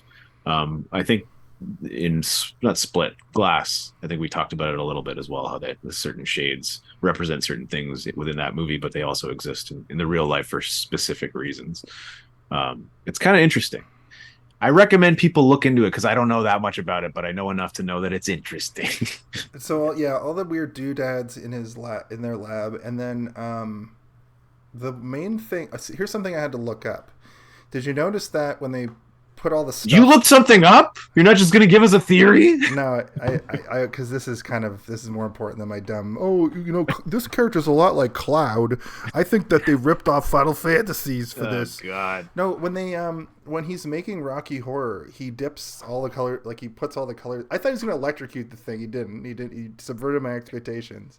Instead, he put all the colors of the rainbow in, and then it created the tank becomes like a rainbow. Rainbow tank, yeah. Like a rainbow flag almost. But the rainbow flag didn't become synonymous with the LGBT community till 1978. And I'm wondering if it's because of this movie, that just showing the colors that way in the shape of a flag, the creator of that sort of, it's not really a movement, it's more of like a person was like, it's kind of like how the upside down triangle was a symbol for lesbian for a long time. I don't know if it's still seen that way. I did notice that Frank-N-Furter has a triangle on their smock, which I thought might have been like a queer coded LGBT thing for that as well. Like there's a lot of symbolism that wasn't necessarily symbolism yet in this, that I'm wondering if I mean it could be, because I know that, wasn't it like Harvey Milk or something like had the flag commissioned, and like this movie was big in the queer community and in general, but it absolutely could be. I don't know, I would have to do a little bit more deep diving into the artist or whatever who designed it, but it could be, man. Could be, because like it's a good flag. Love that flag. It's a great flag. It represents a lot. It's on my Sea of Thieves ship. Good. So all those 12-year-olds can come and just they drop do. They come and they call me horrible names, and then I sink them. And then you sink them. And then they sleep in Davy Jones's locker, and Davy Jones is like, I like butt stuff. Yarr. And then this movie like became important to me because like I am, I'm straight or whatever, but I consider myself to be sort of in that universe, like in that world. I mean, you're really good friends with me, so you have to be. No, I know, but I don't want to be like, I wouldn't like you. I'm an ally. I don't want to be that guy. I just have a long history of like. Yeah, I don't think that true allies call themselves allies. No, I have a Nor should they be allowed history to. of spending time in those kinds of places, like gay and LGBT. Because they're more fun. Exactly. But you get to know a lot of people, and a lot of people's perspectives is very rarely will you go to a queer bar or a queer space in general and leave at the end of the night and see two people fist fighting. Never. You see that there's a bar across the street from my house that's like I can't remember what it's called, but every Sunday and Saturday it's jam packed, and it's clearly not a bar for me. And every single night that there's a party happening, there's one happening right now, I can hear it. You text me about these dipwads fist fighting each other. Sometimes I'll send pictures. Like, look, this guy just got his teeth knocked out. Holy shit. Straight people are fucked. And that's a world that I've spent a lot of time in as well, right? And I'm I've got a calm, sort of sensitive demeanor, and the last thing I'm going to do is go to fucking clubs. And when I was single, I didn't like go fight over women and stuff, like it's so icky. Who does that? So nowadays icky. You'll get, if you fight over women, the women will be like, get the fuck out of here. Both of you. Yeah. I have lots of theories and experiences as well, but I don't want to get too bogged down in like awkward, weird reality. So let's just talk more about this. Let's talk about this alien politics. from the gayest universe galaxy. I wish we could all live there if that's what it's like. But I think even Riff Raff and Columbia, are like, your lifestyle's too extreme, Frank-N-Furter. You And can't they're keep kissing. doing this. They're incesties. I mean, it's implied, yeah, that they're. They make out at one point. Are they? Yeah. Oh my god. Not Columbia, Magenta, Maybe. and Frank and Riff Riff Raff. Raff. Oh, Who are the aliens at the end? They have a scene where they're kissing. We just think that they're being perverts because everybody's a pervert in this building, but then they come out and they're like, we are brother and sister. We have to go back to our planet. Yeah. Well, it's revealed that they're brother and sister, like, pretty early, not early, but like, before they have their sick costumes. Those costumes rule. I want to go as Halloween Riff Raff. Let's do it. The little curl Yeah, the crazy hair in the back. Yeah, he has the craziest hair in this movie. It's just like, but it's like so good. Like, I don't know. There's just something about it that adds so much to his character. That he has no hair on top and then just like such greasy long blonde hair on the sides and back. Isn't there a freak in one of the later Texas Chainsaw Massacre movies? In like Texas Chainsaw There's a Massacre, freak in all of them. 4 that looks exactly like Riff Raff. I don't know. Like I'm poster, very familiar with most horror franchises, but the Texas Chainsaw Massacre is one that I am not really well versed on, and it's because it frightens me. It might be too fucked for me. Freaks me out, even with my desensitized. Brian, you've probably heard of me and Steve both talk about how we've become desensitized over the years, but there's some things that still. I don't know if I can watch that new Hellraiser movie, honestly. Oh, that movie rules. I recommend. Okay. So good. I might have to put it on the pod just to make you watch it. Okay. What about it are you averse to? Just too creepy. Like Hills Have Eyes give me the same ick. Just Hellraiser, torture and incest and chainsaws, just cutting skin, could fucking just right. Put me back in that mind prison that wouldn't allow me to watch a cheese ass movie like Freddy Krueger. You're like, too scary, and then you watch and he's just it's just Bugs Bunny. He's not even Bugs Bunny. He's the fucking frog. Yeah, from Warner Brothers. He even has the hat. Yeah. Yeah, I might watch the Texas Chainsaw Massacre movies just because I've started playing the video game and I want to know a little bit more about these characters that I'm playing as. But even the game is like, ugh, this is gross. This is way grosser than Jason. And Jason like folds people in half and punches their heads off, but the Texas Chainsaw Massacre people just stab you and just violently stab you and love doing it. Chainsaw your guts. Yeah. And they eat people, I think, is like the main thing about them. They're cannibals, and in the game they feed Grandpa blood, and I'm like, is this something that happens in the movie? I don't remember. The titular Texas Chainsaw Man wears your like skin as a face. Leatherface, right? Yeah. Dadoy. And then I think those two, the guy and the girl, are like his like kids who are either cannibals, or they're like the kids from Rob Zombie movies where they just torture everybody. Yeah, I was playing with some people last night, and apparently they're telling me that some of the characters in the game are just made up for the game and they're not in the movies. And I'm like, why isn't there like a billion Texas Chainsaw Massacre movies? Why don't they just? I don't know. Anyway, I'm gonna go get some water. You guys keep talking. I'll be right back. So let's see. Basically, we've gotten to the point. We've jumped all over the place. In my notes, I'm at the point where the question about the pride flag, we got past that. So I guess storyline wise, we're right around where Rocky Horror gets created. He has lines at first.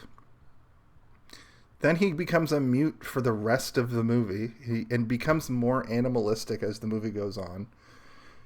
Yeah, it's kind of weird. And it's kind of weird. He's like sexualized within 7 hours of his birth. It's kind of a weird. Which is weird as fuck, yeah. Yeah. But he's, he has a brain. I think he says, Frank-N-Furter is like, perhaps I shouldn't have split the brain in half and put one between you and you. Like, half of Eddie's brain is in Rocky, right? Yeah. Right. Which is why he's doing the same sort of shit that Rocky does. But yeah, it is a new consciousness though, it is disturbing. Like, ugh. And Meatloaf's character Eddie is like, so Dr. Everett's looking for Eddie, but like he's also a creation of Frank-N-Furter is the implication. Well, I feel like he must have died, and then Frank-N-Furter resurrected him, and that's why he's like the Frankenstein character. That's my guess. And he even says something along the lines of like we had to kill him. He had a certain naivete, like, and that was Frankenstein. Frankenstein was mercy killer. Fully innocent. He just liked to choke things when he got mad. Frankenstein? Yeah, he liked to pet things too hard. I know that. No, you're thinking of. I'm thinking of Hey George. What's that? What's the book? How to Kill a Mockingbird? Is that no, it? the one with Gary Sinise is the movie. The fuck is that? Yeah, it's also a book. Yeah, he kills a dog because he pets it too hard or something, and then he kills a woman because he hugs her too hard or something. Pets her yeah, too Frankenstein hard. doesn't accidentally kill anybody. He kills people on purpose. But he does it because they're evil. They're trying to throw mice and men. That's it. Yeah. But Frankenstein's not the monster. Frankenstein's the doctor. Frankenstein's monster. Sorry, Brian. Jeez. You pedantic fuck. You What come on my show and you. I quit. I don't know. The audience might get confused. I just want to make sure we're talking about the same thing. This fucking 100. I forgot to mention story. that Brian is a doctor of literary writings, which is a real title. Literature. Yeah, Frankenstein. I mean, we don't need to talk about Frankenstein very much, but I've read Frankenstein. It's the most boring fucking book I've ever read, but I got through it. It took me. I've read like 1,000-page book, I've read in like 2 weeks. And then I tried to read Mary Shelley's Frankenstein. It's like less than 200 pages, and it took me months to get through it because I was so bored. There's some really good stuff in it, but it's boring. I'm sorry if you love Mary Shelley Frankenstein. I'm sure it's very special to people just like Rocky Horror is to me. Remember they made that movie in the 90s and Robert De Niro played Frankenstein, and then they made a video game out of it for Super Nintendo somehow? Yeah, and Frankenstein was like, gonna meet me. I'm a monster. You're gonna meet me. Right. So I figured out that we're about at the point where he gets created, the titular Rocky Horror. Right. Also, really cool. I wanted to talk about this a little bit. You talked about the color and stuff, which is a really nice effect, but also just a cool way to bring a body to life. You know, you have all these sort of familiar elements from Frankenstein and stuff like that. Literally, Riff Raff goes to a thing on the wall and goes like pulls a lever, and you expect, but it just this thing kind of goes. Yeah. It's cool that he's in a vat of water. I don't know what it is about it that it makes it more sexual somehow, and it's also reminiscent of like actual childbirth. Yeah, like a womb, like coming out of the womb, and it's just visually interesting and different. You're used to seeing electricity in a body, like the thunderstorm. As cool as that imagery is, it was nice that they didn't just go into what things that you would expect to happen. They kind of subvert your expectations a little bit, which I thought was cool. I don't know. What do you guys think about that? No, I absolutely agree. Keeps it in the theme of like a good Halloween storytelling while also subverting our expectations. Sorry, Brian, if you were going to say something, I didn't mean to. No, I agree. Trample you. Also cool that they're combining monsters because he's wrapped up like a mummy, and then he's technically a Frankenstein's monster homage, but give me some Dracula in there too. The world's horniest. I think Frank-N-Furter has like a outfit at one point that's reminiscent of Dracula. I don't know why I do that. Also, I've just been calling him Dracula for like so long, and I don't even think that's really a thing. Just my brain started calling him Dracula. Dracula. I mean, in the movie, the Francis Ford Coppola movie, he's Dracula. He says it like burn through the witches and slam. Maybe I do like Rob Zombie. You love Rob Zombie. We all know it. Well, at least I don't love Avatar anymore. Remember my Avatar kick I was on for a while? I went from hating Avatar to loving Yeah, Avatar. you almost didn't bring it up this episode. We got a Final Fantasy reference and an Avatar reference. It's Actually, all the hits. There was one Final Fantasy thing that's not a Final Fantasy thing. These probably exist in even like Dungeons and Dragons and like other fantasy lore, but he references a Triffid shooting poison at one point. Mhm. And Triffids are a very prominent monster in Final Fantasy games, but I assume they're actually from like D&D or something, right? They're plants that are alive. I assumed all those references at the beginning were just B movies that had been made. Yeah, like it could have been like Rise of the Triffids, and there's Yeah, like that's plant what I monsters. Yeah. This movie also really made me want to watch Little Shop of Horrors because I think that has this kind of the same vibe as this. There's a book called The Day of the Triffids. Day of the Triffids. Which was written in 1951 Is it and Isaac Asimov? has been adapted for film and television. The word Triffid has become common reference in British English to describe large, invasive, or menacing-looking plants. There you go! I learned you! Well, I love that. I just love that. People who searched this also searched Audrey 2 from I almost said Little Rocky Horror Shop of Horrors. Little Rocky Whoops. shit of fucks. Ugh. Why do we think that the film is called Rocky Horror? Like, why is Rocky Horror the center of the film and not Frank-N-Furter in terms of the naming? Frank-N-Furter's House of Horrors. Frank-N-Furter. Mm-hmm. I don't know. Because Rocky Horror himself is a character that it doesn't really have too much to do with it. I don't. But Yeah, I mean, it is sounds the like night of his creation. Yeah. He's being born. Also, the name is really catchy. and sounds cool like sounding. sounds like a rock star's name. Yeah, and it also has, the word rock is in it, and it is a rock opera. So it has all. I think it has like a bunch of impactful layers that went into that decision making. I don't know if it necessarily is like it's all about Rocky. That's what we're gonna call it. It's like no, it's just a sick name. In fact, they maybe came up with the name first for the show, and then we're like, let's just call this character Rocky. Why not? Fair enough. But you could have called Dr. Frank-N-Furter Rocky as well. That's true. But Frank-N-Furter is such a funny name for a Frankenstein reference. So good. Yeah, it's definitely giving. Well, it sounds like a hot dog, like the name itself absolutely. sounds like a wiener, which is funny because he fucks everybody. But it reminds me of the frightening House of Frightenstein or whatever that '60s trip out Right. show was, which might have been in a lot of ways the inspiration for this. What the fuck was that show called? It was on. I have no idea what you're talking about, so I can't even pretend like I do anymore. I was saying right like I know what you're talking about, but I don't know at all. What are you talking It was about? called The Hilarious. Okay, so it's a Canadian TV show called The Hilarious House of Frightenstein. And they showed it on the Comedy Network, like in the 90s, but it's a show from the 60s. And what it would be, it was like imagine if you were watching SNL, but originally came out in 1971, but it was a Canadian show. Imagine if you were watching SNL, but all the sketches were played by Dracula monsters. Yeah, like they were just doing like sketches. But then sometimes it would just break down into like the camera panning in and out like this with like weird. With trippy. My brain just clicked and I'm like, I remember this show too.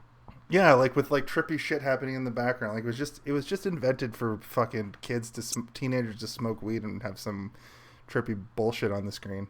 That's so weird that I know what you're talking about now. Because at first I was like, I've never heard of this shit. This didn't exist. Jason's making this up. No, it was on the comedy. I'm like, wait a minute, it was on the Comedy Channel in the 90s, like in reruns. Right. And it was just, I found it to be so fucking weird. I would just sit there and watch it, like having no frame of reference. And then my dad would be like, "Oh man, Frightenstein." I love this shit. And then he got high and laughed. And then he got high and laughed. Like my dad used to get up with me on Saturday mornings to watch Pee-wee's Playhouse, and we were watching it for different reasons, Like he was just baked out of his mind, and I was just like, "Wow, the colors." I don't know if you're aware of this, Jason, but this is not the first movie that we've covered on the podcast with Richard O'Brien being a weird creep. Yeah. What? Search your mind. Search your mind. Bring your mind to a city. a dark city, a very dark city. Was he the guy that's following him around in Dark City, or is he He's the guy Mr. Hand. I'm Mr. Right, Hand. he's Mr. Hand from Dark City. Yeah, The unofficial he's not in a lot of sequel to The movies. Crow. And that's like one of the weird movies that he's in. Like he's in enough stuff, but like that's one of the movies where he is a like marquee character, like an important character to the film. Like in Dungeons and Dragons, he's in the movie for like 5 minutes just to be like, Go through my maze.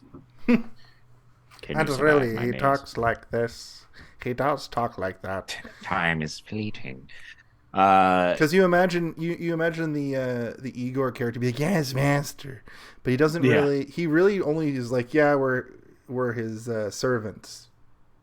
He's not like, yes, master. And they're kind of like we're his servants, but really we're his like co-pilot. I don't know what their like ranks were. At the end, he says, "I'm your new commander," but that implies that maybe he was lower in the ranks than Frank-N-Furter before this and has like taken over.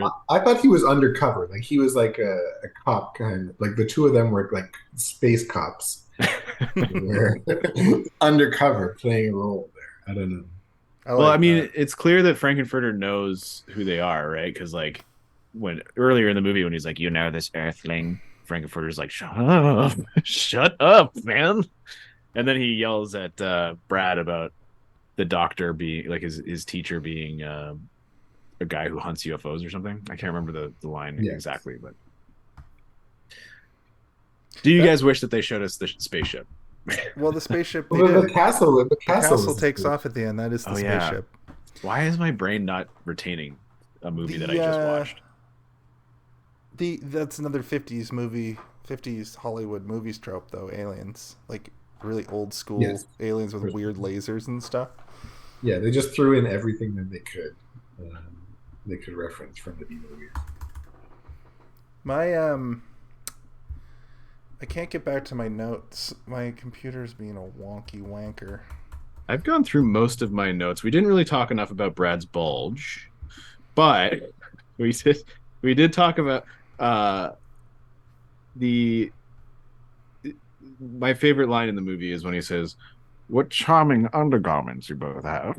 It's so funny. But they're wearing they're both wearing the most tidy whitey. Yeah, it's the most boring underwear you've ever seen. I will say that Janet's bra was doing wonders. It's also funny that like Frank-N-Furter's costume that he wears throughout the majority of the movie is also just underwear.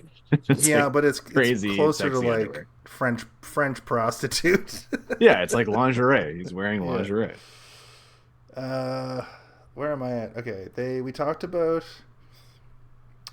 So there is a bit of a part of this movie where we do see that the place is wired for sound, wired for cameras, and they're kind of watching everything happen. When Frank-N-Furter goes in and makes whoopee with Brad and Janet individually, Magenta and Columbia are watching on, and they're being frisky with each other during that. Right. This movie read as a... I forget if I said this in the show or if I said this to Brian in the pre-show, but it kind of reads as like a weird 70s porno a little bit at times.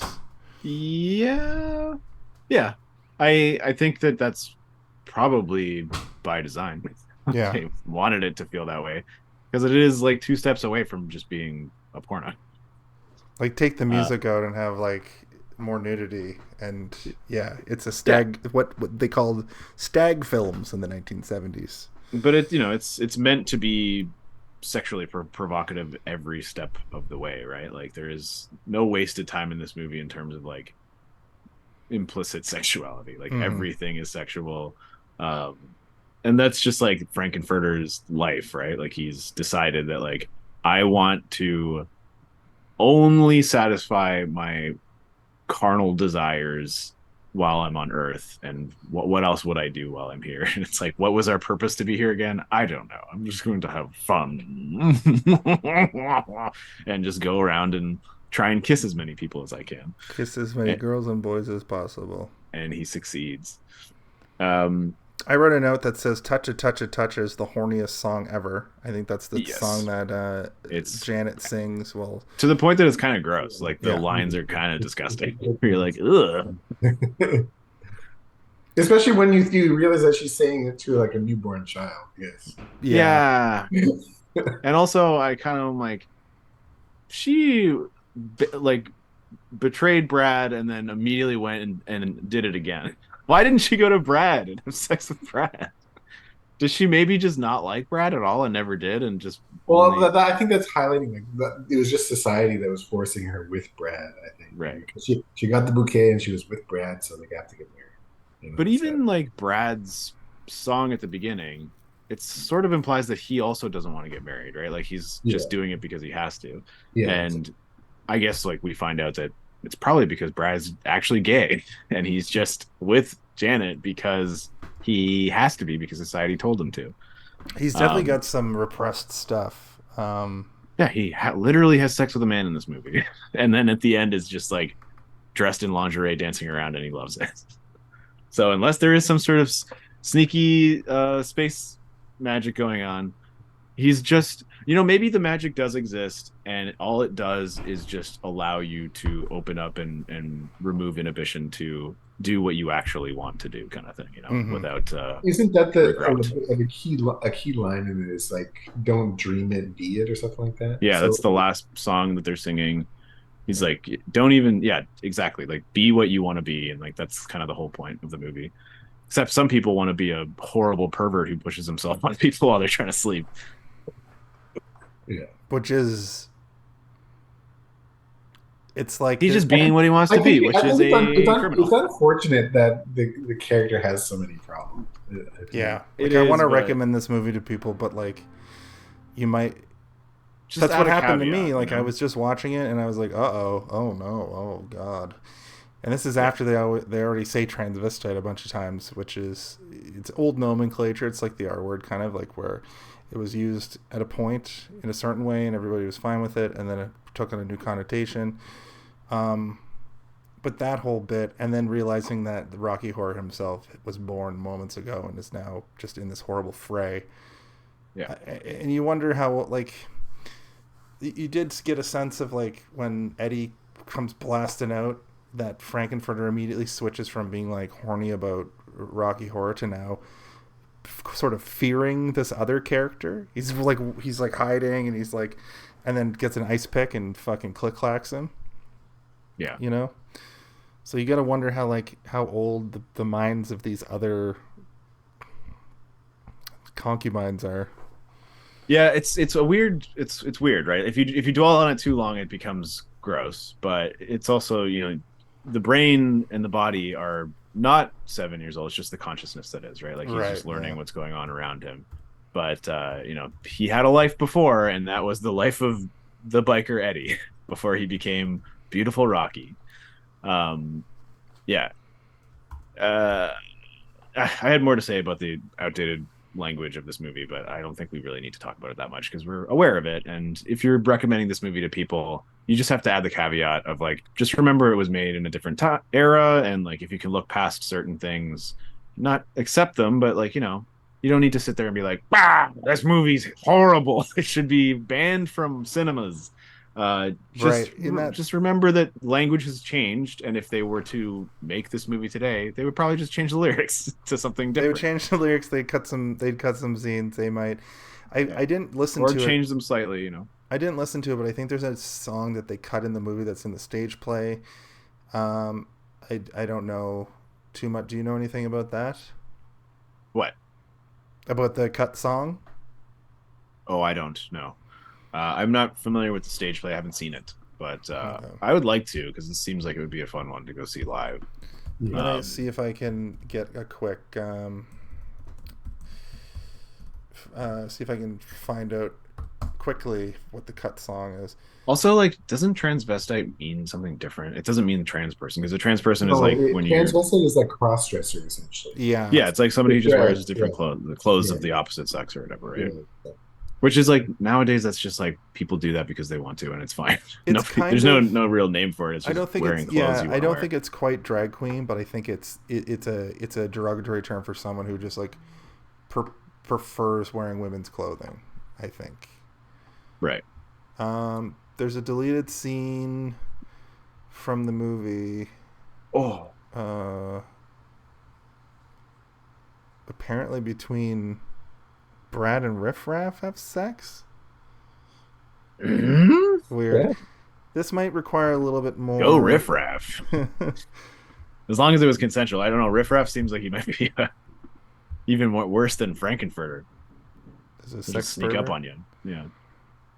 Long rumored to be a deleted scene from the 1975 film, which did have a Riff and Brad sex scene.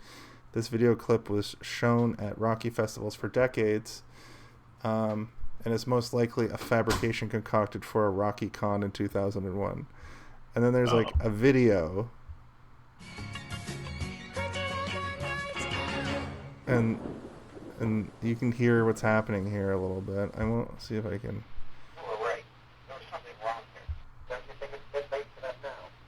So what I'm seeing is Riveting content. no, I know. I'm just gonna kind of describe what I'm seeing quickly. It's the actors. It's like you're watching a snuff film. You should see the way that it looks. It looks super grainy and like you can't really see what's going on. I think it's just might be fake. I don't know. At any rate, that's a rumor. That's not canon, kids. Oh well. Oh well. Brian, do you know what the sword of Damocles is?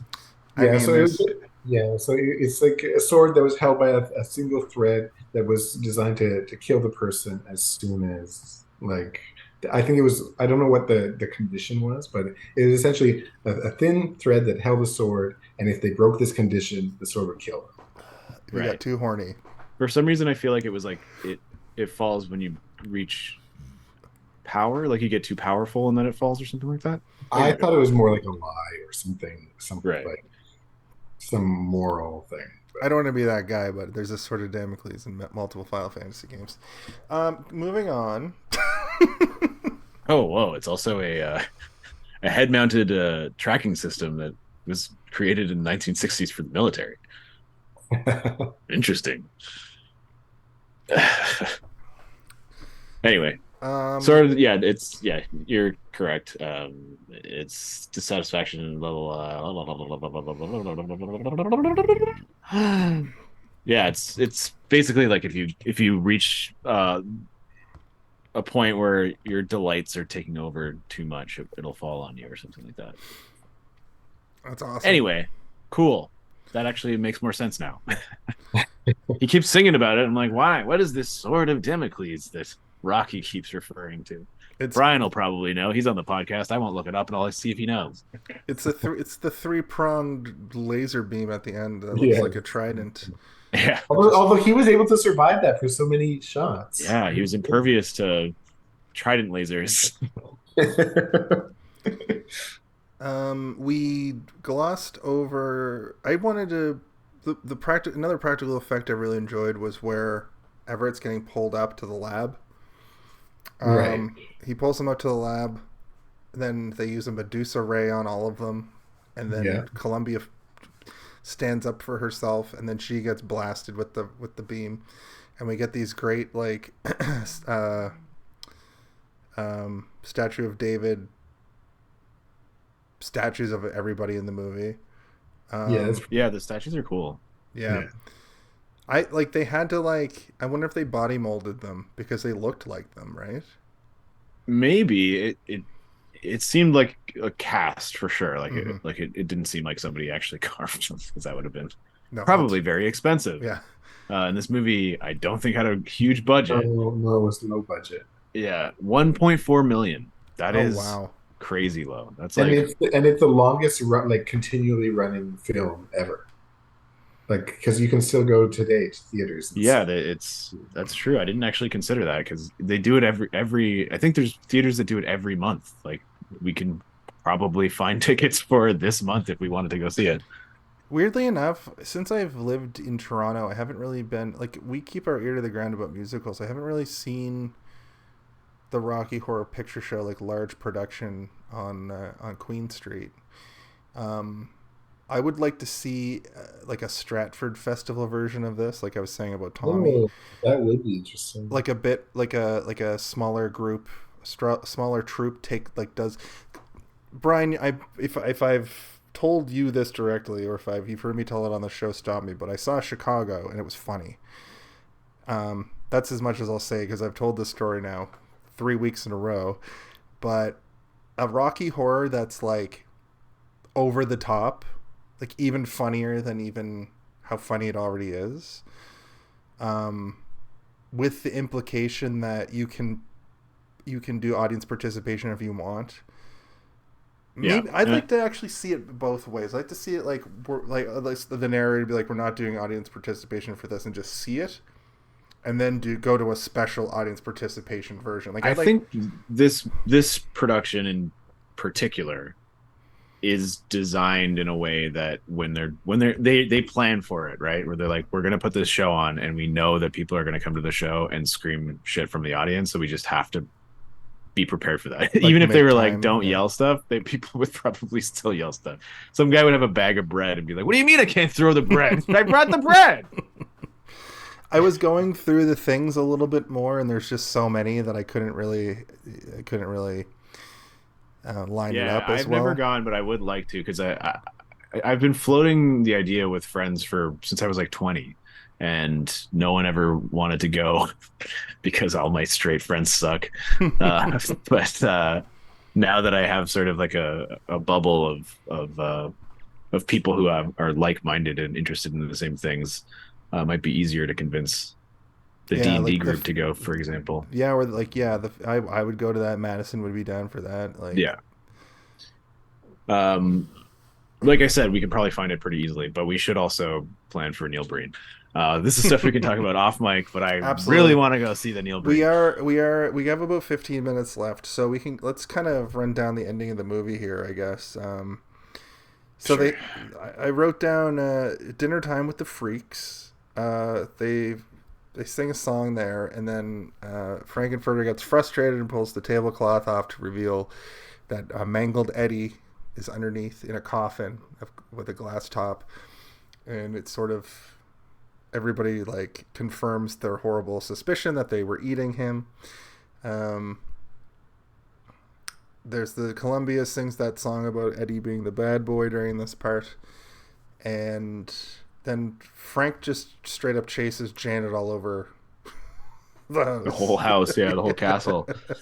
It's and wild. Then and he slaps her in the face. He slaps the shit out of her. And then that's when he brings them all, they all funnel back up to the lab, and they walk onto this slab that is like the most alien technology. But Dr. Everett he works for the government. He used to be like Brad's high school fucking teacher or something. High school. It's so weird. And I'm like, what? It's like, dude, what is the point of these two knowing each other? Now he works for government, and in government they're trying to develop technology somehow involved with UFOs or something. Yeah. But this technology that it makes you stuck, like you stand on it and like there's some sort of magnetic thing that happens that it makes you stuck. He briefly explains it and you're like, okay. No. I think out loud I went, nope. I think I went, sure. Yeah. Okay. And I don't care. In that moment, it's revealed that Dr. Everett's kind of like, well, we've been working. So you have the technology we've been working on at government. Yeah, forever, but he's perfected it. This is just a wasted person just like writing fucking dialogue in between amazing songs. Yeah, drunk, being like, I don't know, who fucking cares? I don't know, let's give the people some exposition for once. This scientist will say some shit as to why their feet are stuck. Do I have a song in me about it? Nah, we don't need to write a song about the that. Medusa laser. Yeah. Right after we get like the reveal that not only is Dr. Frank-N-Furter a problematic person in terms of his methods to getting people of seduction, he is the most selfish prick who, he'll go bone your boyfriend and your girlfriend, and then if you even remotely go near his new creation, he throws a temper tantrum and it's like, what the fuck, it's my toy. And he doesn't want anybody else playing with his toys, but he will steal yours and play with them all night. True. Exactly true, in fact. Yeah. It's weird, like, we're getting to that point, but, like, it's weird that they make him, like, sympathetic in those last moments. So, much like, not unlike the ending of Repo, the genetic opera, Frank-N-Furter brings, I guess this part of it is completely different, but Frank-N-Furter brings the statues of all the characters. He puts lingerie on all of them, the same lingerie he wears, they wear. It's like a uniform. Yeah, paints their face up in like really, really eclectic face paint. And it's weird, sort of almost reminiscent of like the masks that represent like drama. He puts Juggalo paint on all of them. Sure. He makes a little mini gathering of the Juggalos, and brings them alive back to life one by one, and they kind of sing parts of the song that all sound like reminiscent of lyrics Frank-N-Furter would sing theirself. Is what it is. It's almost like he's cloned himself a bunch of times, and like they're all the different facets of like who he is, and who he wants everyone to be like him because he's the best. And he probably wants to have sex with himself.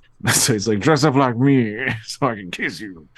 So I'm not going to play the song because we got DCMA'd for it. But the Home Alone of it all, I would say, is when they get to the house, because it's a series of events that from. I would say the minute the beat drops for Time Warp, is when the movie starts for me. The minute it's like time is Brian, I'm like, oh, here we go.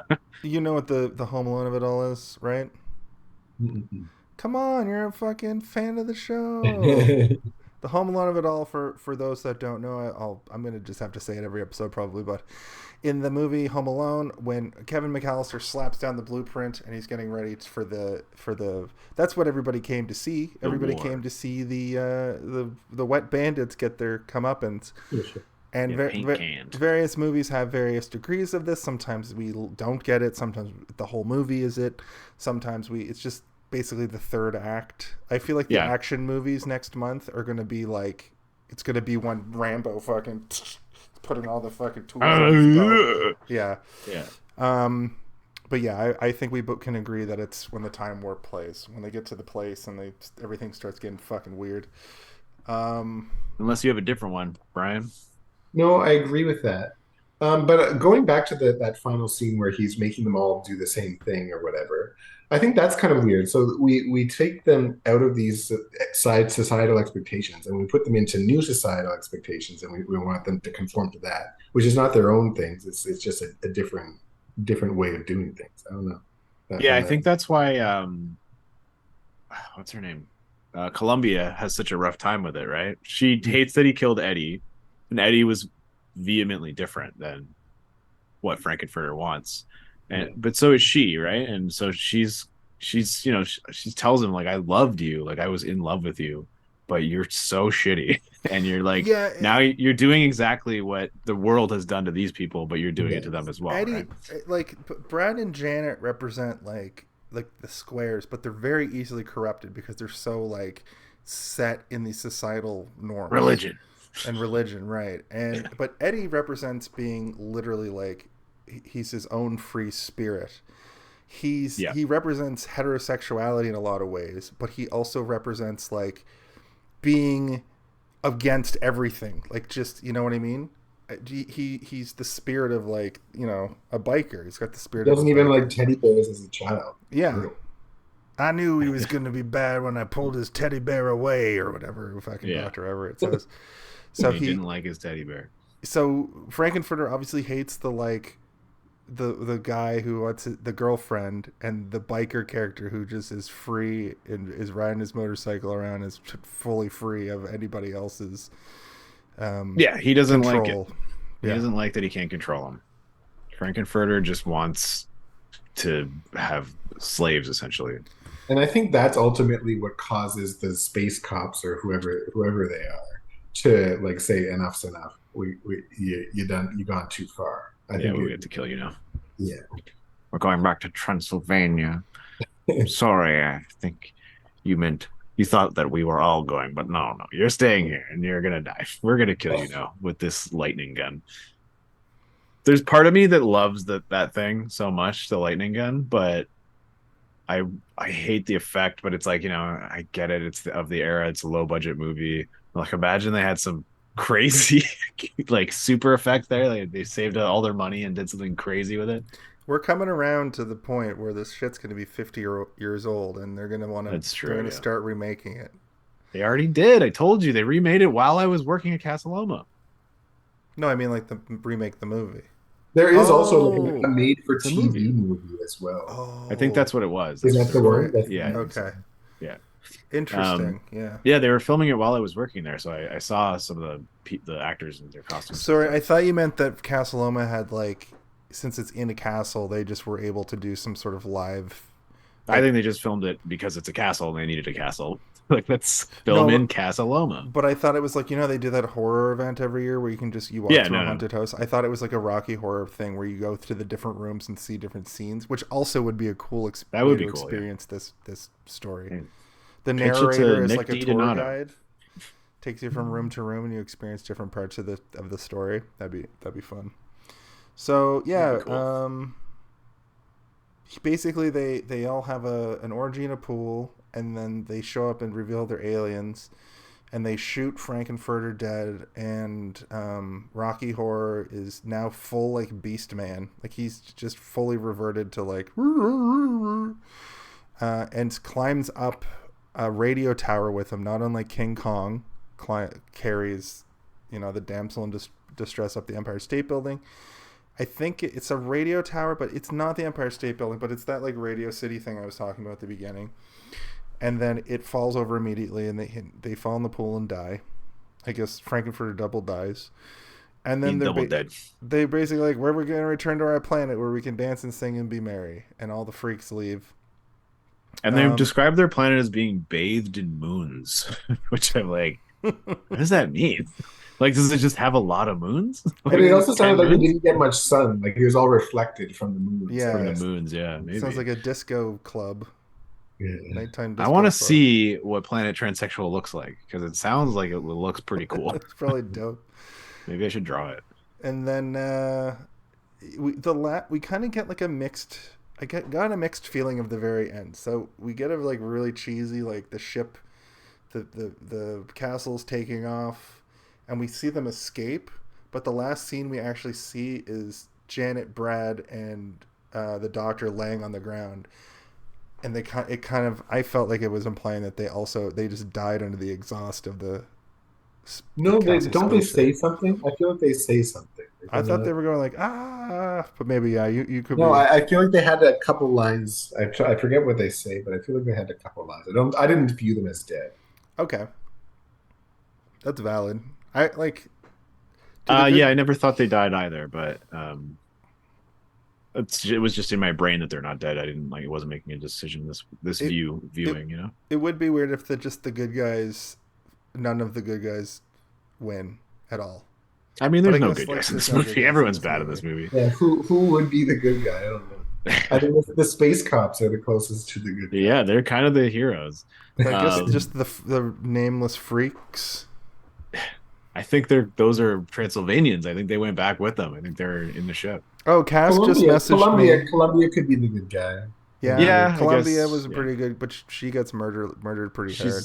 She's the voice of reason, yeah, and she gets silenced. Cass just by accident. Messaged me and said, watching the podcast, there's an extra song in the UK version of the movie where they climb out of the rubble. Oh. Which I'd like to track down. Thank you, Cass, friend of the show. Thank you. Full of facts. If we're doing musical episodes, she's the honorary go-to. She's her local expert. Yeah. But with that, we sort of come to the end of the movie. I think we did a good job at covering most things. Did you guys have any additional notes that you wanted to present? I had a question just about the art. So we open up with an art piece. We open up with American Gothic.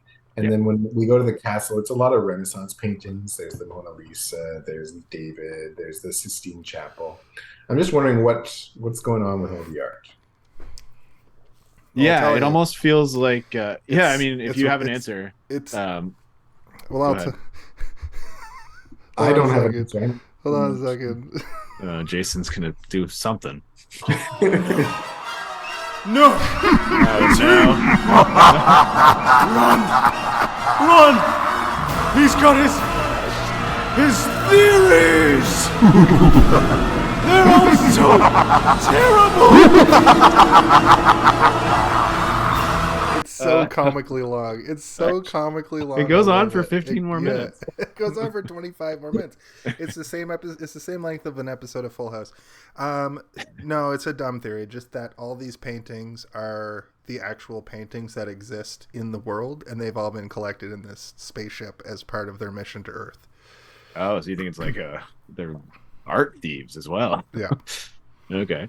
I mean, there's probably something more to it. It could even be that the writers, Richard O'Brien and Jim something Shardo, Jim Shardo, no, Jim Mr. Shart. Accent on the dough, Sharman. It could be that they were looking at paintings and were like, let's try and theme each song off of a painting, and looked at the paintings and was like, well, what is it? How does this make us feel? What are we trying to represent here? So like American Gothic is classically known as a painting that infuriated both middle America and sort of like the highbrow people from the cities, as well as like delighted an equal amount of people from both those areas, because both sides thought they're making fun of us, and then or they're like, oh, they think we're stupid. And then like I think the artist would go around and do discussions or lectures for the people in the city, and he'd be like, yeah, the country folk, they suck, they're so stupid. And then he would go to the middle America and be dressed as like a farmer and be like, people in the city don't know what they're talking about. And he was just like playing both sides like a psychopath, which is so funny. But it also is playing into like these people think that they need to be part of something, but they really don't, and it's kind of like has that same sort of vibe to it. But yeah, I don't really know what that's the only one that I can think of, and it's so clearly being homaged by the people dressed up as the people from the painting as well. Yeah, that's pretty good. Like I wonder if we go back and watch it, we see somebody that's like vaguely dressed up like Mona Lisa now. Or something, you know what I mean? Like this. So the one last thing I wanted to mention is the concept of the Easter egg. I'm pretty sure has been rumored to come from this, because this movie has literal Easter eggs. All like the cast put literal Easter eggs to have an Easter egg hunt through this. And they just didn't find them. But all. you can find actual Easter eggs. You can find actual Easter, like if you look at Frank-N-Furter's throne at the beginning, there's Easter eggs underneath it. I don't know if the concept of Easter eggs was invented before this, because a lot of people attribute the original Easter egg to be from an Atari game. But then that term was sort of coined out of that by finding something. It's like finding an Easter egg, and then I think the Rocky Horror Picture Show cast of the play started planting eggs around. Anyway, I don't know. Had the Atari thing already happened when the play was? Well, I don't know the original. Let me see if I can quickly get I'll just look up origin. Yeah, Easter I mean, egg. the origin of the video game you're referring to came out in 1980. That's true too, right? It's Adventure or whatever for the Atari.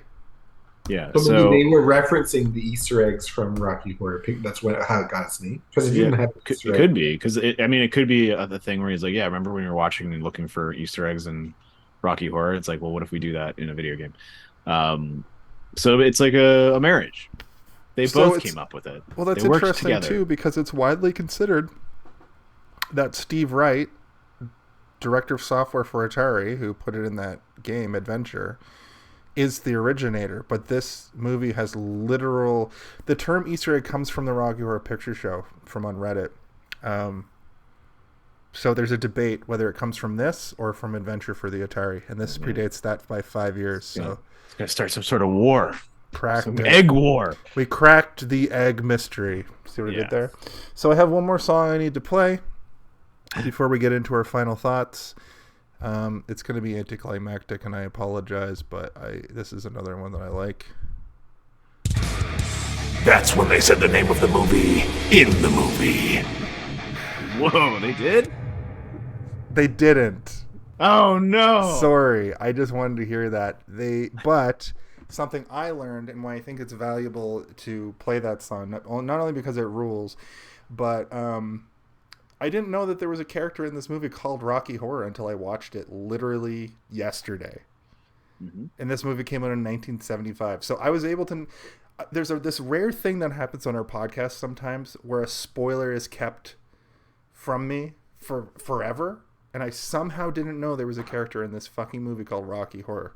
I mean, you also didn't know that they were aliens, and that's like a pretty big yeah, twist. that's a huge You're like, wait, twist. did they just say they're aliens? Hold on. So, with that, if you guys don't have any more notes, I'm going to take us to our final segment of the show. How's that sound, y'all? I have one note, and that is that the power knife and everybody having mismatched cups is so funny and also indicative of the fact that they clearly don't know how human culture works. Yeah. It's like they are aliens. They either don't care, they're poor, or they just don't get it. They're like, we have to drink out of these vessels, right? We don't just slurp it off the ground like we do on Transylvania. On Transylvania? All right. Yeah, it's funny. I like it. Part of me is like, was that a budgetary thing, or was it just because they... It's time for our final thoughts.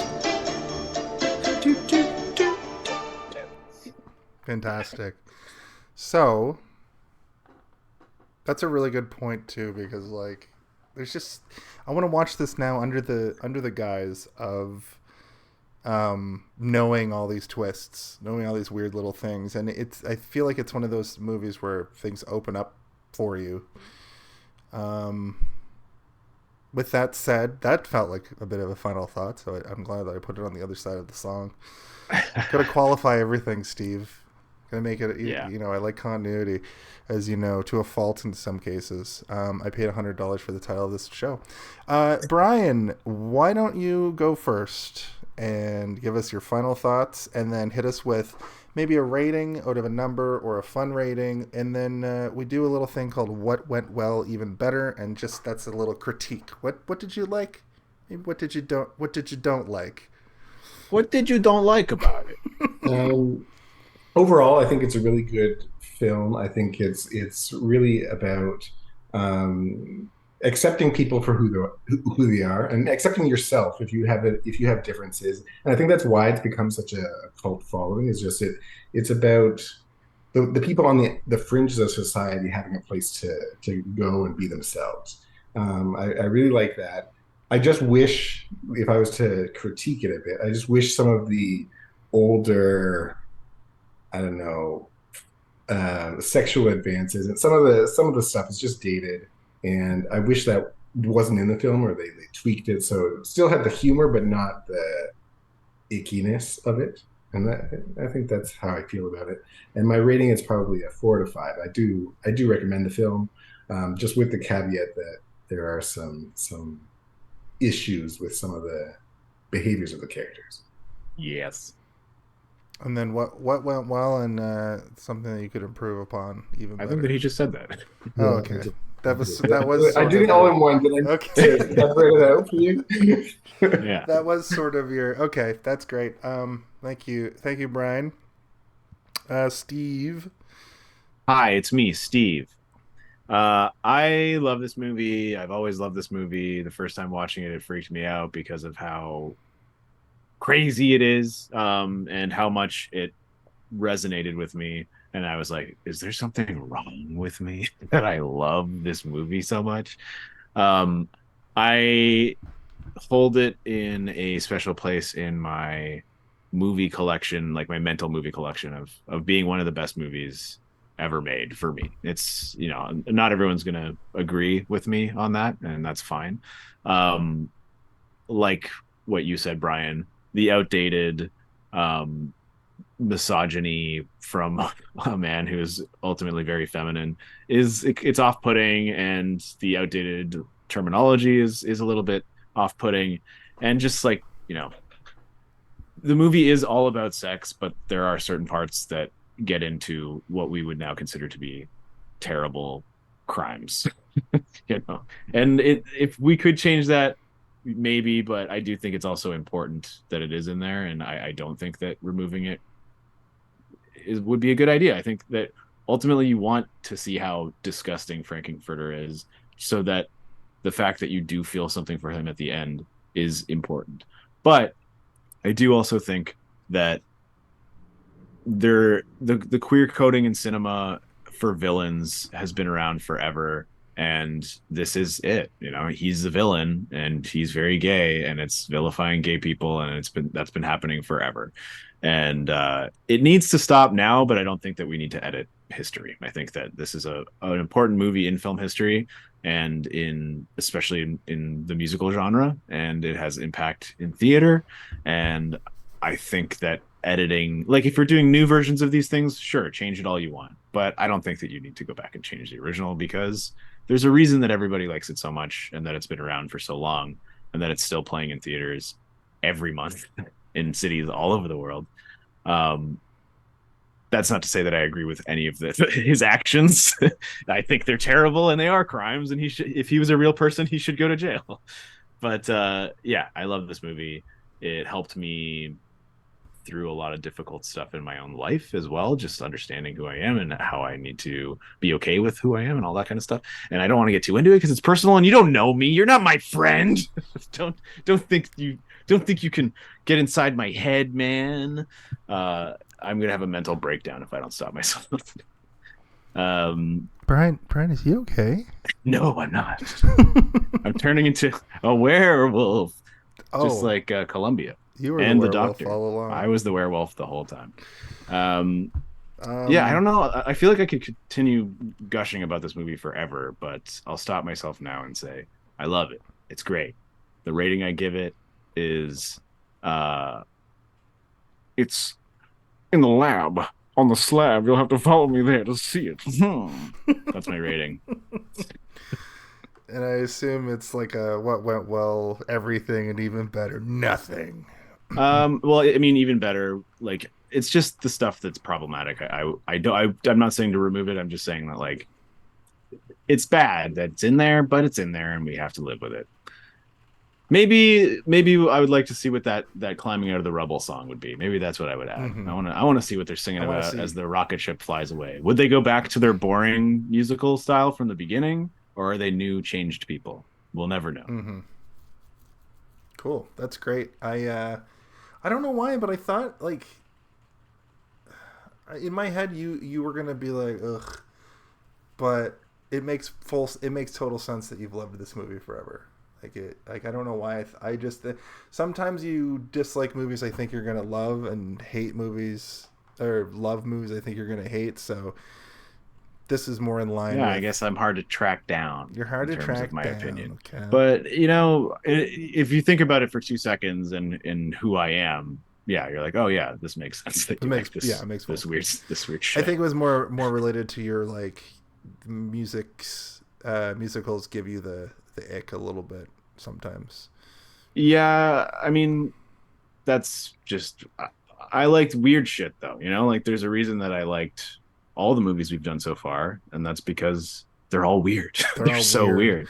I don't like Mania Mayhem. Like something like Hamilton, I'm like, I don't give a fuck about this. I know everybody loves it, but I don't care. I don't give a shit about this. It's embarrassing to me to watch. I don't like it.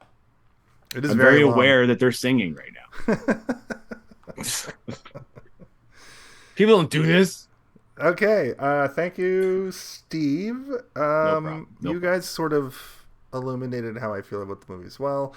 I basically said besides the like weird, problematic, rapey bits and the use of the word transvestite, I really enjoyed those. It's fucking so good from start to end, and I knowing all the songs for a musical can really amplify watching it for the first time. Like with Hamilton, I didn't know any of the songs. I was saving them, but they all going to see it again, I would just be goosebumps the whole time, So the next time I watch this, that's probably what's going to happen with me.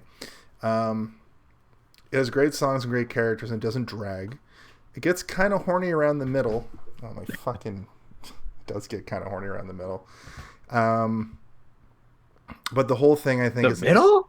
Say the middle? It gets horny pretty much off. It's horny right when they enter that house. Yeah. But the whole thing, I think, is an exploration of sexuality. I'm not in love. I'm now in love with Susan Sarandon. Also. Oh. Interesting that Yeah. this is the movie that did it for you. I don't know. I hadn't really seen her. I hadn't really seen her at, like in her 20s before. I didn't realize, but her daughter is like. Anyway, All right, Jesus Christ, Jason. sorry. We just spent 2 hours talking about how important this movie is for the queer community, and you're over there drooling about Susan Sarandon. Okay. Pervert.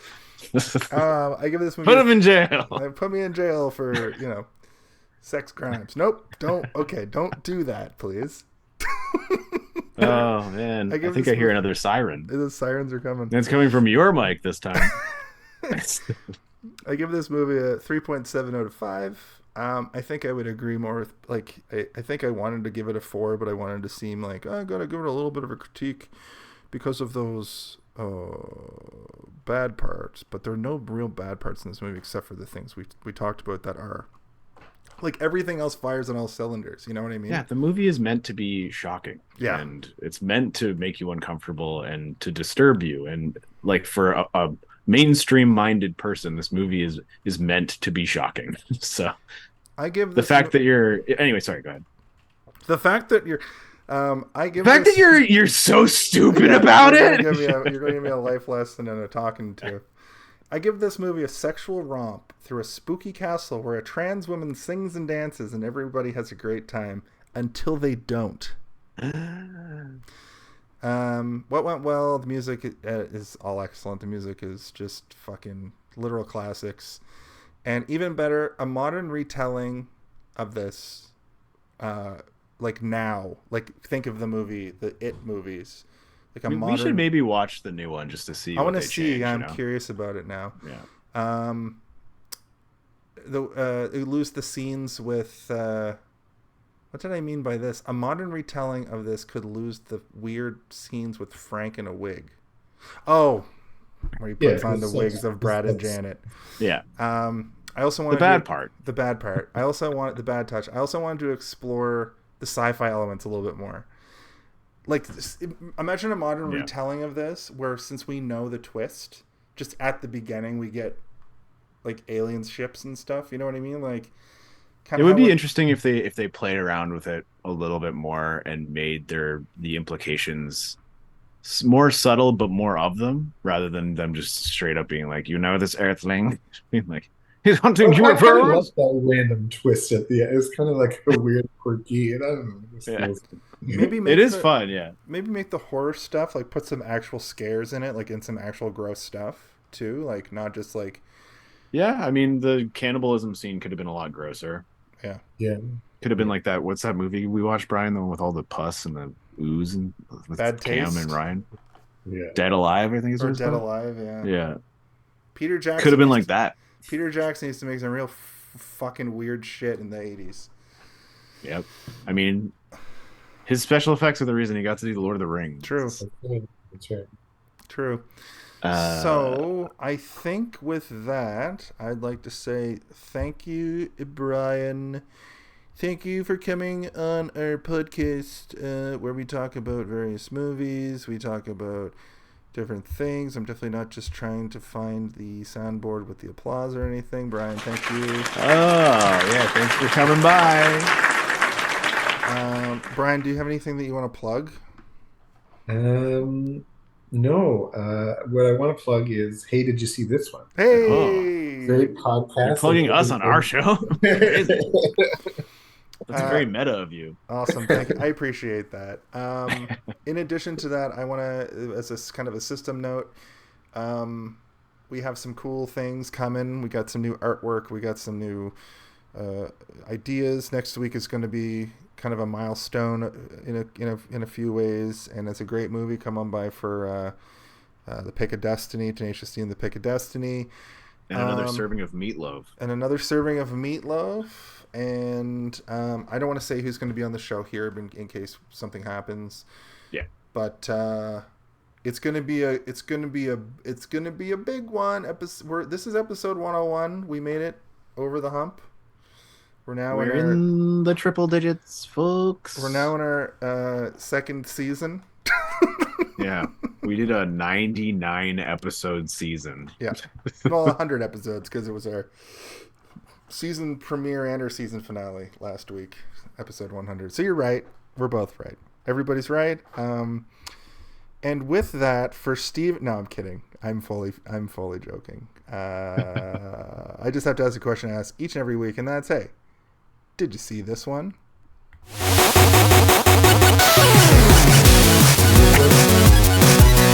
I don't say it anymore. We changed it now. But I appreciate the jumping on it so Brian, quickly. We didn't even have to prompt you. Yeah, usually our guests are like, I'm not doing that. But Brian, do you want to hit us with one more? Hey, did you see this one to end out the show? Another one? I thought we just finished. No, it's on the thanks for watching screen now. This is where we all try and say the funniest thing anyone ever said. Oh, I haven't prepared for this. Well, just say, hey, did you see this one? We're all saying, hey, did you see this one? No, you say it. Just me. Listen, guys, I'd hate to be the one to say this, Did you but see this one? time is fleeting.